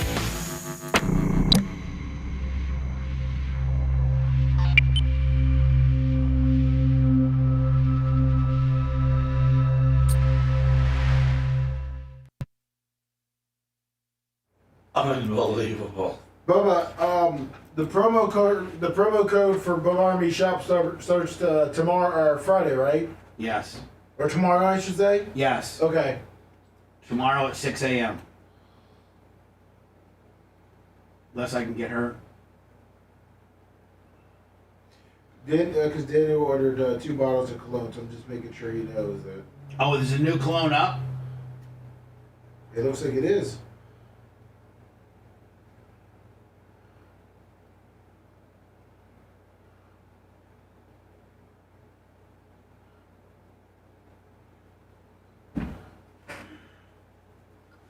Let me see here. I know she got a big shipment yesterday. You a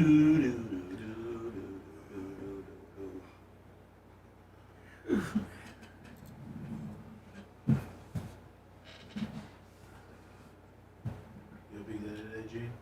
What? You got a big day over there today? Big day today? No. Not a big day. They're going to knock out 20 poles, which makes my quota for the week as far as heat go. Are they brown? Which ones are the poles? Yeah, brown. Man, I run a lot of brown. Yeah, okay. Yeah, brown and green. Yeah, because I was going to say, I've seen That's my money. I've seen a lot of those brown poles over there. So if they get what they don't know that we're going to take off Friday. They don't know that yet. Celebration. Huh? So, a little celebration.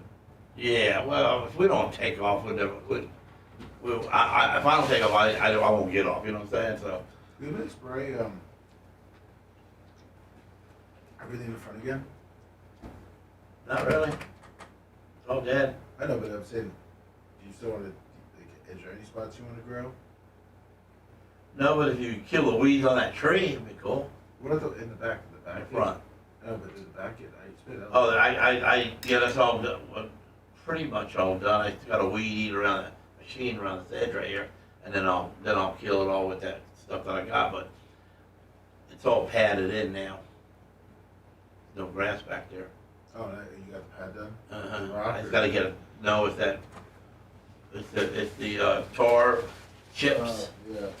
So, a couple of douches of diesel, and then a couple of douches of the salt of the soap water, and then a couple of weeks it'll be hard, and then we'll be able to use it. Oh, I guess Joe is Samoa Joe or whatever is the AEW champion. He beat the Hangman on this pay-per-view. Thank you, Gary. Thank you, Radio. Which tree, Gene? Oh, are you seeing the one on the side of your building? Yeah. It's a one, I think. Yeah, I'll can it up. Great Radio, thank you.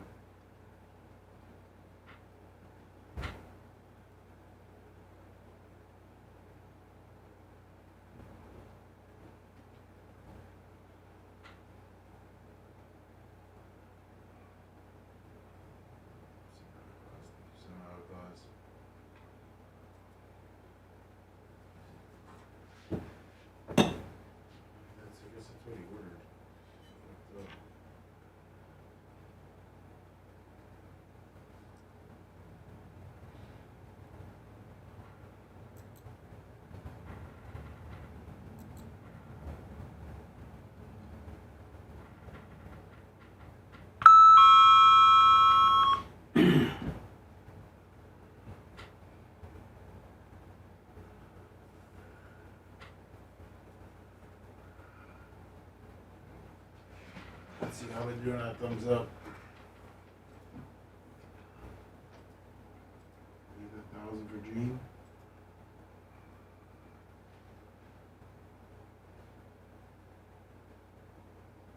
What's up, Birdo?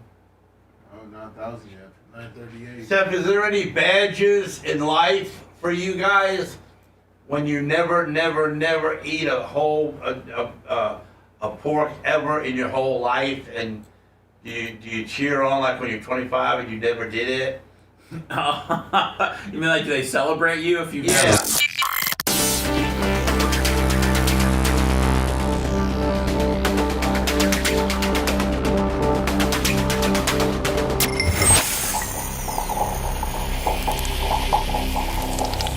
Steps Towing and Heavy Transport and Auto Parts serves West Central Florida and provides heavy transportation services nationwide. Steps is chasing the dream, not the competition. From towing, emergency roadside services to heavy transport and auto parts. When it comes to towing, hauling, and transport, we are the experts on your side. Call the name you know and trust. Call Steps today and we'll help you get you on your way. 800-330-8651 or stepstowing.com. The Bubba the Love Sponge Show, listener supported via PayPal, Venmo, and Cash App, all at the Bubba Army, now returns. The 20% promo code, Bubba Army merch, Bubba Army store, Bubba Army shop is live now. I was going to navigate through the website on the stuff that we have. What is that green thing on the top left? Oh, right here. Hold on. Is that a P111? No, a badass tactical bag. Oh, it's a whole bag. Where you put, you put it over your shoulder like this. Carry your gun, your money. What is that thing? That's what that is. This. Oh, that's part of it? This. Oh, okay. It's a tactical bag. Oh, I see. And you put it over your shoulder, and you put your gun back there. Oh, yeah. Your iPhone, your glasses, your car keys. Well, I've been here a long time. I ain't never got one of them. You never asked for one. I'd like to have one. I'd like to have one of everything. Yeah. Can I get that? What size are your dogs? I always give. Would you put your dogs in like look at? Oh yeah, that makes some good Oh, yeah. Oh, yeah. So we have the dog harness, the tactical bag, which I just showed you. The Now, dog harness, I have to have them. Yeah, and it comes in. Oh, Kona all black with the cross on her chest, bubbled out. Yeah. Your wife might not like that, but She love it. She's okay. So here's the tactical bag, Gene, which you put your gun in the back, and then you put your car put keys, that on your cell Khaleesi's phone. back. Well, no, don't put the tactical bag on her back. Use it for yourself. Oh. And then this is you actually have this on your truck. I can want one on each side. The 4x4 raised right in that perfect spot too. And it almost looks like it comes from the factory from it. It's factory direct. Now this is volume 25. This is last year's fragrance. Oh, okay. We have a little bit left. Not that much. Can't we just restamp it? No, Gene, we can't just stamp it. Well, we don't want to eat again, it. Promo code BUBBA upon checkout gets you 20% off. That's till Monday at 7 o'clock. Macho Man will tell you this is that Huck UV sun shirt that I think actually Seth wears his the most of all of us. Seth loves his. Yeah. It's one of the very few Bubba Army things that Seth participates in and wears. You got light duty skin? Yeah, he's got light duty skin. I'm actually waiting for you to notice I'm wearing it right now. Are you?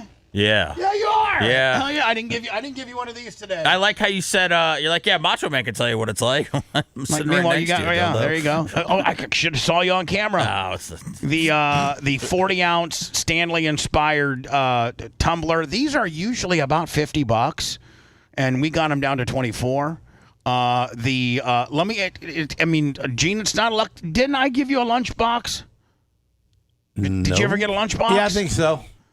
Yeah, and they're awesome. My wife took it. Oh, she did? Yep. Okay. She takes it to work. And the then, tumbler's great. We got the 10x10 big time truck decals. That would be the one you'd put in the back of your window. What's on the side of them right there? A bullet? What is that thing? That's, knife. That's the knife to show you how big it is. See? Merch Quick doesn't mess around. She puts a tape measure down, shows you it's 10x10. We got the Bubba the Love Sponge Foundation Fallen Officer William May Flex Fit hat. We brought back the old school full trucker effect shirts. The white Air Bubba shirt. We have a few sizes of. I'll take a couple of them tag brackets. Lummy, are these Air Bubba 3s? I think those are those are 3s. These are the Air Bubba 3s. Yes. You'll take a couple of these license plates? Yeah. Yeah, I'd rather be racing at Bubba Raceway Park. We got the slides that did really. We don't have a lot of selection left in the Air Bubba 2s, the slides, or the Trump-inspired gold Air Bubba shoes. Trump-inspired. You've never seen these? I'd wear that. Oh, I know you would. What size do you wear? 11, half. Oh, man. Yeah, we're probably. See, I don't think we. See, yeah, we got 7, we got 8s, 7, 8. That's for we little got people. 7, 7, 5. Well, because they sold out. I mean, I can't help it. These things sold out. That's a nice shoe. That is a nice shoe. It's Trump inspired. The 100% polyester black hoodie, the 3/4 zip, the custom fitted youth and adult small medium fitted black hats. A lot of people wanted these, like Brian Motroni. I like that. These are the polo, the kind of nicer. You could wear that to dinner. Yeah. There's me and Bella in the Bubba Army throw. Nice little blanket, which is nice just to have on to take the chill off. The sock hat, and then we got the red sock hat, the belt buckle. Here's the dog thing again. And let me see size. Oh, but that's all sold out, so she needs to take that one down. The straw hat, the Bubba University shirt, the koozies, the tank tops, the other zip, and the Bubba Army. Do you have a Bubba Army flag? I know you have a flagpole, don't you? Yeah, I gave it away. I gave it to the dude that I get all my meat from at the Restaurant Depot over there on 50th Street. He is solidly. He's got the whole place listens to us every day. And you gave him your flag. I had to. So you need a new flag. I'd like to have one. Here is the 20-ounce Arctic tumbler. More stickers. Here's the Bubba Army T-shirt.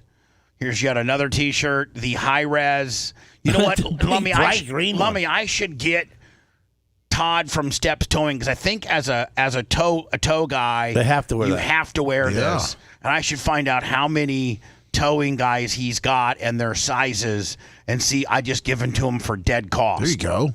But he should give them to the guys out there that do the best each week. Yeah, whatever. Like a trophy. The Bubba Army flex fitted hat, the gray Gildan Bubba Army, the high res Bubba Army, the white T-shirt, and the black original OG. Those are the products that we offer. Gene, to me, it looks like you need a. What is that there, Bubba? Is that a belt buckle? Yeah, we got a belt buckle. You need one right there. Yeah, that's nice. Look at that. There you go. So it's looking like Gene wants. Let me write this down. Okay, hold on. Gene wants a Bubba Army belt buckle. Okay. He would like to have another Bubba Army flag. He would like to have how much do your dogs weigh, Gene? 100 pounds apiece. I don't know if a large will fit them, but if a large fits them, we might be able to get you. You're gonna need. You have two of them. Three. Dog. Maybe three dog deals. Hell, I'm not going to make any money after I give all these freebies to Gene. That's right. A tactical bag, right? A tactical bag. And I think that's all you really need, right, Gene? And a Bubba, I'd rather be racing a Bubba Raceway. 3 of those, right? There you go. Yeah, 3 of those? No, one's fine. One's fine. Okay. And then we don't have and any. one of them sweatshirts with the hood. Okay. Which one? Right there. Probably a double or a triple X for him. Yeah, at least a triple X. Yeah. Because I put it over my clothes, you know? Right. So anyway, Gene, we have your order. I'll give it to the merch quick, see if we can get it filled, what we have and do not have. We're getting low on some quantities. The Bubba Army Volume 26 will be available, and hopefully, Lummy, I also designed the new shoe. Oh, nice. This 26 is the best one ever. I'm smelling it right now. It smells good as hell, does it not? Yeah. Sarah's going to attack you. Finally, Jelly Roll, the Grammy-nominated chart topper, will be the latest guest sitting down with our buddy Willie Guy Sunday today, opening up about the inspiration behind his upcoming album, Beautifully Broken. What's the message of this album? Redemption and hope is where it all leads to. You know, I think we're all a little broken inside. And I think if we were more honest and vulnerable about where we're broken and how we feel about things, that it could create more conversations to grow and move forward. Oh, We ran into Jelly Roll on the red carpet. What's that? He's full of bull. He's a cheater. The Emmys this year, and he's so great. He introduced him to Siri, and then as we were leaving, she's like, "Man, he's really an incredible guy. Get it?" Even in like a second of meeting him, and she goes, "And he called me ma'am. No one's ever called me ma'am." So easy to love. You will fall in love with Jelly Roll. We got to get him on the plaza one of these days. Yes. Check out that conversation Sunday today. They're always great with our friend Willie, and then I mean, nothing about him cheating. No, just I guess they wanted you to read. Wife Bunnie XO says she's going to jail during a November 21st episode of her Holy makeup. My God, can you imagine what she looks like when she wakes up? Dumb Blonde podcast. The 45-year-old admits to some recent trouble with the law. Bunnie reveals that she was pulled over back in 2020, and though it wasn't intentional, she never paid for the ticket. I got a ticket in 2020 in Alabama. Do I remember getting this ticket? Absolutely not. The podcast host, whose real name is Alyssa D. Ford, jokes that her car, quote, looks like a drug dealer's vehicle since it's gotten her... Lummy, send that Gene's wish list to Merch Crick. Will do. Was he a cheater or not? I don't know. This is her about getting pulled over in Alabama. Pulled over twice, including a later stop she recounts. I get pulled over by this officer, and so he runs my license, and he comes back, and he goes, "Do you know that your license is suspended?" And I was like, "What?" And he's like, "Yeah, it's suspended from a ticket in Alabama." The Las Vegas native says the officer let her off with a warning, but urged her to pay off the ticket so her license can be reinstated. After making the payment, Bunnie figured that was the end of it, until a few days ago when she got pulled over for speeding, and the officer revealed her license was still suspended. How many times is this bitch getting pulled over, man? I don't know. He's always speeding. Without it is an arrestable offense. She explains, he's like, but sometime this week you need to go down to the jail and book yourself in. I got my lawyer on it. It looks like your girl is gonna have to go book herself in. If I do, you guys have seen all my past mugshots. I'm going in glammed the up, baby, and I'm going to vlog it.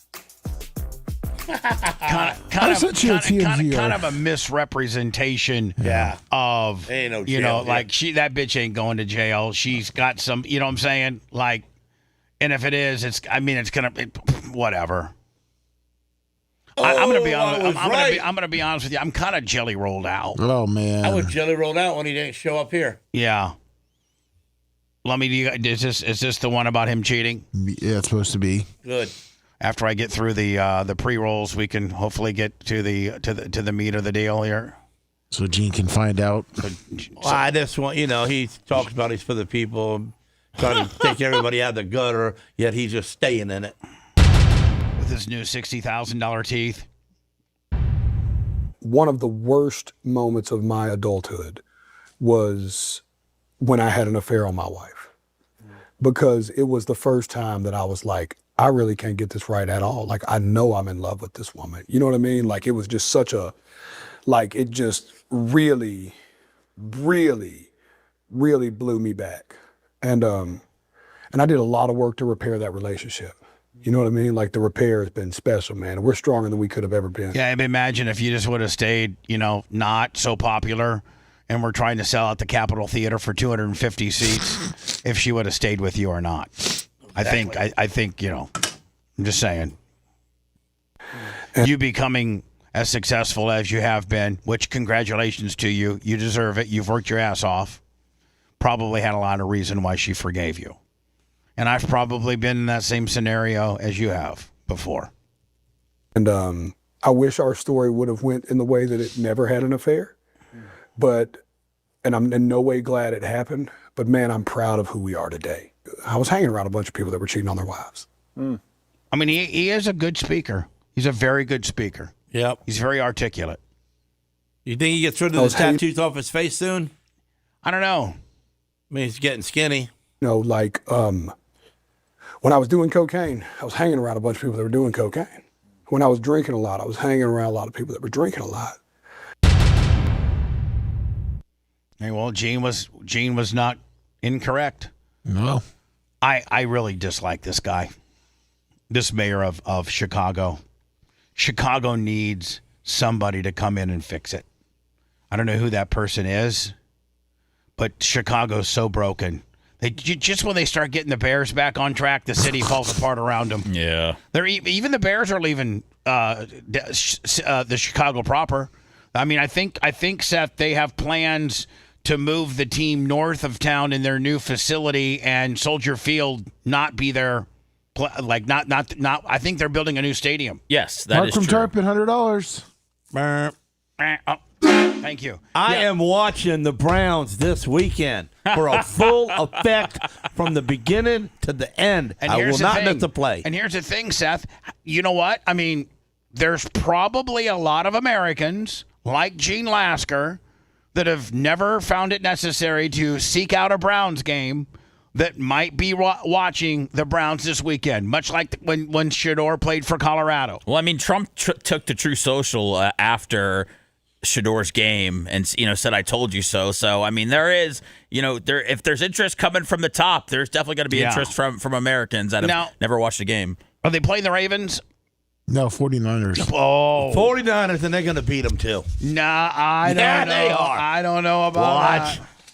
Then he's on top from the beginning. If Shador pulls it off and the Browns would happen to upset the Niners, what's the line, Lummy?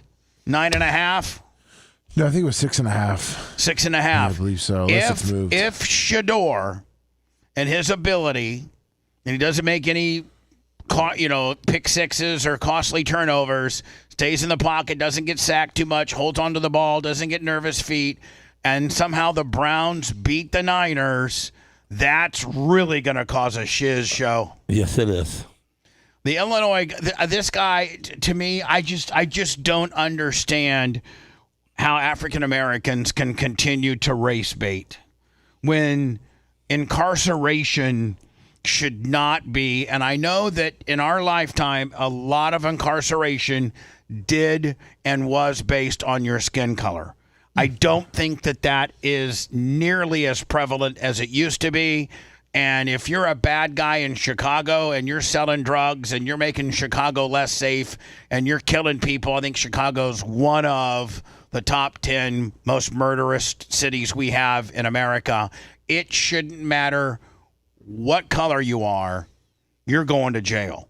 And not jailing criminals is certainly not the way to rebuild your city. Not according to the mayor of Chicago.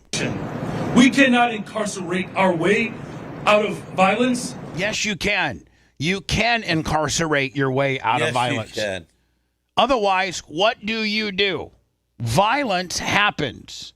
And you can only stop violence by taking those people that are creating the violence out of the mix. Right. It's only a percentage. So you have to incarcerate. You have to incarcerate to slow down drugs. You have to incarcerate to slow down child trafficking. David Ashworth, $50. Thank you, David. You have to incarcerate to basically take care of anything that's bad in your community. Fines, slap on the wrists, none of that works. The Russian girl wouldn't be dead, and the girl wouldn't be burned up if those two guys was in jail like they're supposed to be. We cannot incarcerate our way. Yes, we can. Out of violence. Then how do we do it? How do we do it? Tell me. What's the guy's name? Brandon? Yeah, sure. No, what I don't know. I don't know. Yeah, Brandon Johnson. Brandon Johnson. So, Brandon, if we cannot incarcerate our way out of bad times and particularly violence, then how do we do it, Brandon? We've already tried that, and we've ended up with... No, you haven't. No, you haven't. The one guy this past week, he'd been arrested 46 times that set the woman on fire on the bus in Chicago. Actually, it's come out now that it's 71 times. So the guy, 71 times. So the guy, the African-American guy, and I don't even have to put a color on the guy. Let's just call him a guy. Just that guy. That guy that set that innocent woman on the Chicago L train on fire had been incarcerated and let go 76 times. Now, something's broken here. Had that guy been held on just one of 75 or 6 charges, I'm sure that all were, you do one crime, that's one thing. They might let you out. You do another one, okay, they might let you out. But the points ought to get you. And we've ended up with the largest prison population in the world without solving the problems of crime and violence. The addiction on jails and incarceration in this country, we have moved past that. It is racist, it is immoral, it is unholy, and it is not the way to drive violence down. Well, then, okay. You know what? You're right. You're right. Let's just say you're right. I'm wrong. Tell me what then will work in lieu of putting bad people behind bars and making them do their time. What is the alternative? Let's see. You're right, Brandon. You got it. The guy was let go 76 times. I bet you if I home invade him tonight. I bet you're going to jail. I bet you're going to jail. I bet you're going to jail.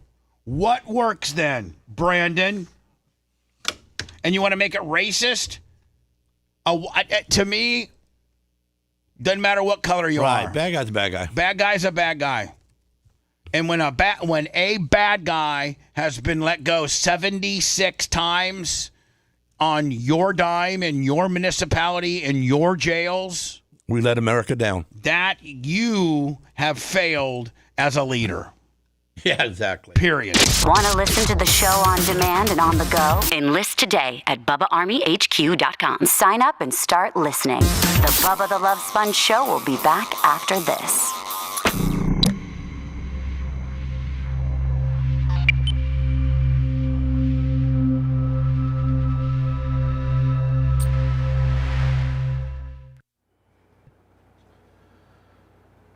Oh, man. Oh, All right, Merch Trick man. says, I only have one flag for Gene. It's in the kitchen right now. People have already bought the XL harnesses, but I'm waiting more next week, so I'll have those for him soon. Anytime, Merch Crit. Don't worry about me. But she's got your flag, and I know you'll fly it. Oh, I'll fly it. By next month.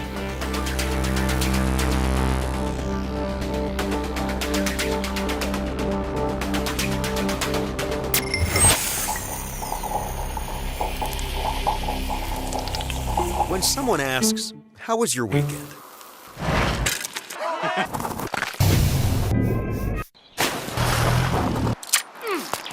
Have an answer. Just do what you love. Toyo Tires. The Bubba the Love Sponge Show, listener supported via PayPal, Venmo, and Cash App. All at the Bubba Army now returns. Hi. Shut up. We're on the air. Jesus, you're an idiot. He dropped he also dropped the N-word with an A. So go ahead and just throw me under the bus and tell everybody. Well, everybody heard it. I might as well. Well, not everybody. I might as well try to get in front of it. Oh, okay. You privately on the hot mic dropped the N-word. But I said it to a white guy. You did. So that's not racist. Which makes it okay. Okay, it's okay. But no, it's not okay to start putting it in your vernacular. But if you were here and seen what I said and how I said it, it wasn't hate. There wasn't a hate crime there. It wasn't a racist crime. It was camaraderie. It was camaraderie, and it was a word that got your attention, so you can listen to the last word of the sentence. Jesus, that's all it was. Man, he makes a good point. I mean, I was locked in. Yeah, me and Seth both looked at each other. I wasn't sure what I heard, but I was at attention. I go, did you just? I turned to Seth. I go, did you just hear that? He goes, yeah. And I don't even know he asked me about what I was doing for Thanksgiving, and then before I could say he talked about having a fish fry. He said he's having a fish fry, and I don't know where the N-word came from all of a sudden. I said, can I, when's your fish fry? And he goes, I ain't inviting you, N-word. Oh, that's what, okay, yeah. And then he's not even having a fish fry. Yeah. He's just made it all up. He's really you know what he's doing? He's showing off right now. No, I'm not showing really off. Showing off. I was off the mic. I wasn't showing off. I wasn't even on the air. I was trying to be cool to Steph. Well, you were we're always on the I know air. he's going to say no. By the way, Lummy, fish on the J25 Lasker solid gold and hierarchy, Lummy. All right. Listen to this. 250. Happy Thanksgiving to all. Thank you so very much. The money's coming in nice. Hell of a David guy. Hernandez, $20. Merch Crick has said that a lot of the stuff has sold out. She only had, I think the flag sold out. She has one left. She left it for Gene. He's got it now. The extra Macho Man give her to Iggy. The extra large dog harnesses have sold out. She has those on reorder. We'll make sure we get Khaleesi and the rest of your killer dogs. So when they kill somebody, they'll have a Bubba Army and I'll probably get sued for that too. But a lot of the merch don't reach over the fence. Has sold out. The Bubba Austin Army. Wolf, $20. Thank you, Wolfie. See you soon. I was just trying to be cool to Steph, make him feel wanted. Mm-hmm. And the N-word does that for him. Yes, it does. He feels more wanted than when he was at the synagogue. He can be at a brisk and feel way out of context. He can be at a Hanukkah celebration and feel less wanted way out of context than when you scream. All I was trying to do is be a nice guy. And he can be at a very religious Jewish ceremony, and you screaming the N-word would get his attention. I'll say I know that Gene doesn't have any hate in his heart at all. He does not. And I know that Gene and I are, we're becoming friends. And I just think, we're just a couple of real men. And, and sometimes the N-word is a word of camaraderie. Yes. If it's not spoken to a black, if it's not spoken to a black, given word at that moment. If an N-word is not spoken in a mean-spirited, racial type way to an African American person, and the N-word is spoken to a white guy from a white guy, and an A is used, you can get as mad as you want. I'm not going to say it, but it is a word of camaraderie. Like, you're my. Mm-hmm. Yeah, and them guys. I mean, the other guys, they invented it, but we use it because it's. And cool. we should be able to use it. And I love it. It's a cool word. I like it too. I like to say you're my mm-mm. Right. Mark from Tarpon, $100. And he's my mm-mm. Yeah. And John Costiga's my mm-mm. Or please. And Seth is my mm-mm, please. Right. Yes. It's a good word, man. I wish it wasn't. It's a very good word. It's a very good word. Top 5 word. It's a very good word when used the right. When used the right. Yeah. And the right camaraderie, like nice way. I know it. It's a great word. Yes, go ahead. You're on the air. This could be a big mistake in itself. Hello. Bubba. Yes. Hey, this is Dwight / Stubby in North Carolina. How y'all doing today? Good, Stubby. How are you? Oh, I'm hanging in there, man, one day at a time. I got my mother and father-in-law here for Thanksgiving from down by Wilmington and North Myrtle Beach, so all is good. Look, I want to turn this show around today. First, I want to tell Lasker that you are the father of the year, man. Teach your boy right with a trade like you're doing and business sense, because that's what this world needs right now. Really, I agree with you. If more fathers would teach their kids trade or try to push trade school on them more so than a 4-year college that they're going to just party and waste your money. I would tell my kid. Might tell my kid to be an electrician, a plumber, and in Cobans mechanic like me, dude. That's what the world needs. They don't need these more book smart idiots. All right. And so, secondly, my friend, go ahead. Secondly, what I have for you is the SPCA is a joke. I used to have at one time in my life. I took in everybody's strays because I had the room to do it. At one certain point in time, I had 50 dogs, 8 goats, 4 ferrets, and 24 rabbits. I like the guy and everything. You hear my mother-in-law in the background. This was with the ex-wife, but I took everybody's strays and the didn't wants and the so forth, and everyone was cared for.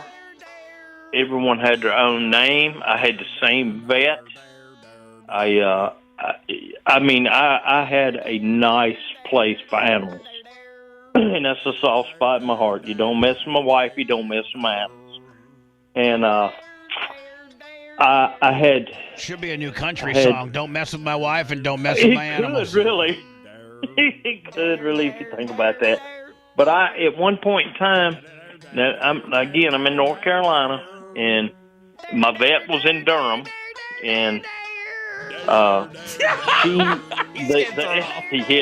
SPCA came along and seen that they come and check the records at the vet's place and seen that I had all these records with all these different animals. Well, they wanted to investigate it. So they investigated and they went back to my vet and wanted my vet to go back out there. Dude, what's the name of your band?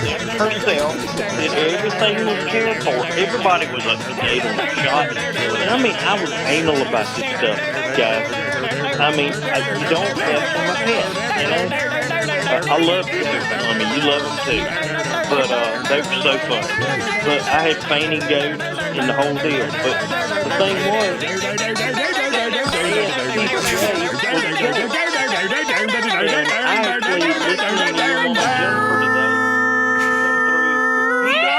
I joined Tito a little while ago. Now that's the Bubba we all love. Like Gene said, Gene wants to have that card to show people, and I do too, because so many dogs are chained up behind people's houses, and it could go from a big old pit bull to a damn little chihuahua. Yeah. And I don't believe in that crap. Yeah. Me and my wife now, we have 5. We've got 2 Dobermans, 2 Chihuahua mixes, and a Dachshund. And we wouldn't trade them for the world. They are alive. Yep, absolutely. But I just wanted to tell y'all, look, I wanted to write this I wanted to right this ship today from all the crap y'all dealt with this morning. My God. Well, we certainly... It's like they wake up in the morning and hit the pipe, you know? Yeah. Well, we really appreciate your phone call, my friend, and you and your family have a great Thanksgiving, buddy. Consider this show turned We're around. going to have a great one, man. And Gene, I hope that turns out well within my trailers you put out there. That looks like a great darn idea, my man. Thank you. You have a good one, buddy. See you later now. You too. Thank y'all. Hey, enjoy your show, man, every day. Appreciate you.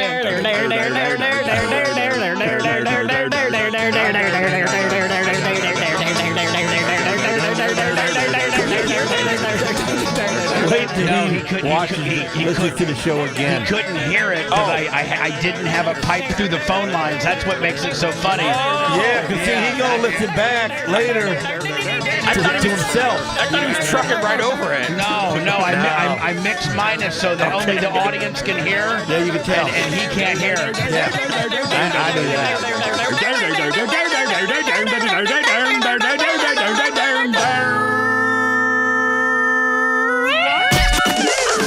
If you liked that segment, then you'll definitely like the new redesigned BubbaArmyHQ.com. We'll be back to the Bubba the Love Sponge show after this.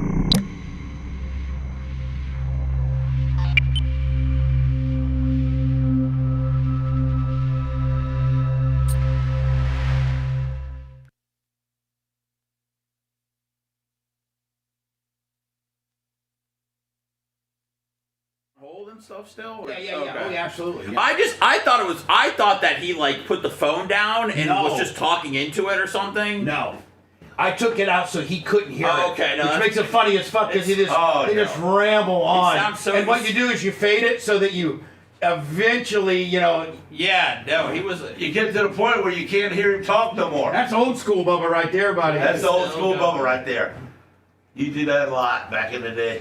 Bubba, did you still want to do Gene's picks? Or do we not have time today? We probably don't have time today. Sorry, Gene. You want to send me your picks? Yep. Send them to me. Yeah, send them to me.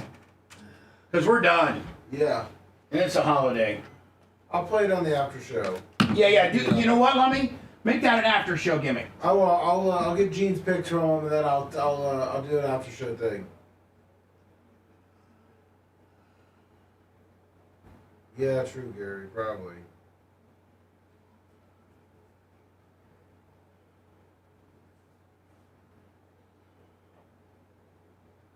I know what I'm gonna do. Yeah, I know what to do. Here, you need a piece of paper. I got your thing. If you want to mark it, I got an idea. I got an idea what we can do. We get your picks, okay? And I'm gonna have you mark them. And I got an idea so Gary can make the visuals still.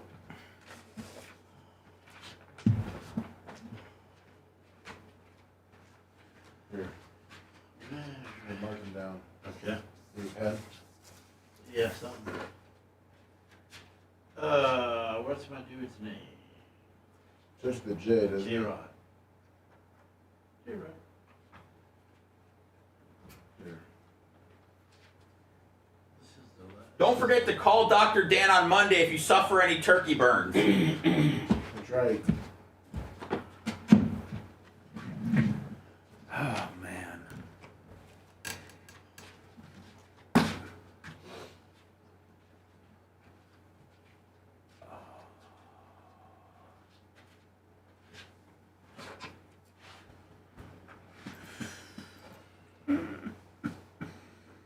Oh.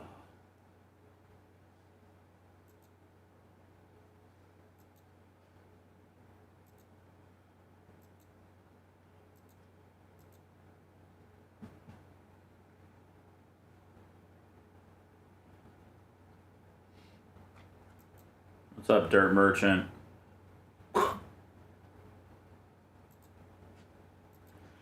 Mark the top in.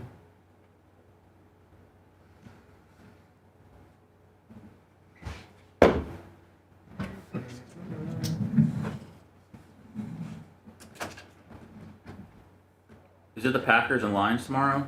Yeah. Start it off. Damn, I don't know where it is. I don't know. I guess I'm going for the Lions. Whoa. Are you? Yeah, I mean, as rooted for the Packers. No, but here's the deal: as a hoping your team wins the division, you have to. Well, the Bears got to beat the Bears. The Bears got to beat Detroit. They got to beat the Packers 2 in a row. Right, they got to beat Detroit. They got the Packers. They got the Packers, another team in the Packers. They got the Packers 2 weeks in 3 weeks. Yeah, they got some tough teams. They got Packers. I think maybe Steelers. No, they play the 49ers. Yeah, they play the Browns. Almost all the teams in the Central played the same teams. They all got the Packers got the Ravens. Packers got a fucking tough schedule. They played the NFC East and the AFC North this year. Yeah, Packers got a fucking tough schedule. What's up, Big Red? Thank you for everything. Thank you for the Big Red for all that you do. Aaron Donald for the Emanate.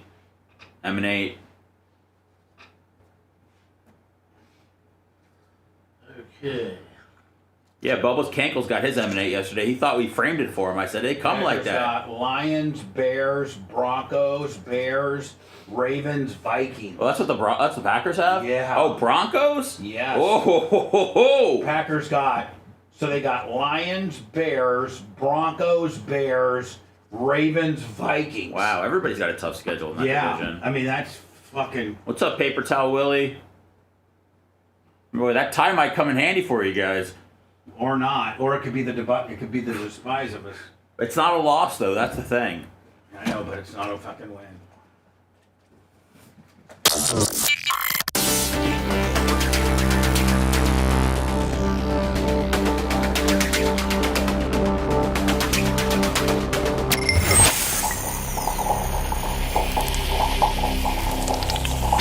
The Bubba the Love Sponge Show, listener supported via PayPal, Venmo and Cash App, all at the Bubba Army, now returns. Bubba Army merch, Bubba Army store, Bubba Army shop. Clean us out, my friend. 20% off Bubba promo code, clear till Monday at 7 o'clock. Last minute, if you'd like to throw on a little something, we'd appreciate you. Thank you. PayPal, Venmo, Cash App at the Bubba Army. Mike Thurlman, Lummy. Happy Thanksgiving to all. $100. Thank you.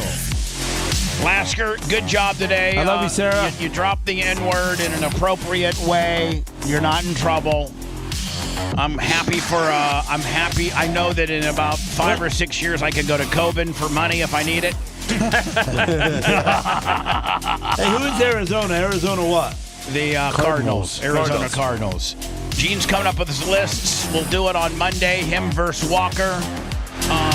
Lummy's your weekend wrap-up show's coming up next? Yeah. And you're going to do the Walker-Lasker thing there, correct? Yes, I am. Everybody have a happy Thanksgiving.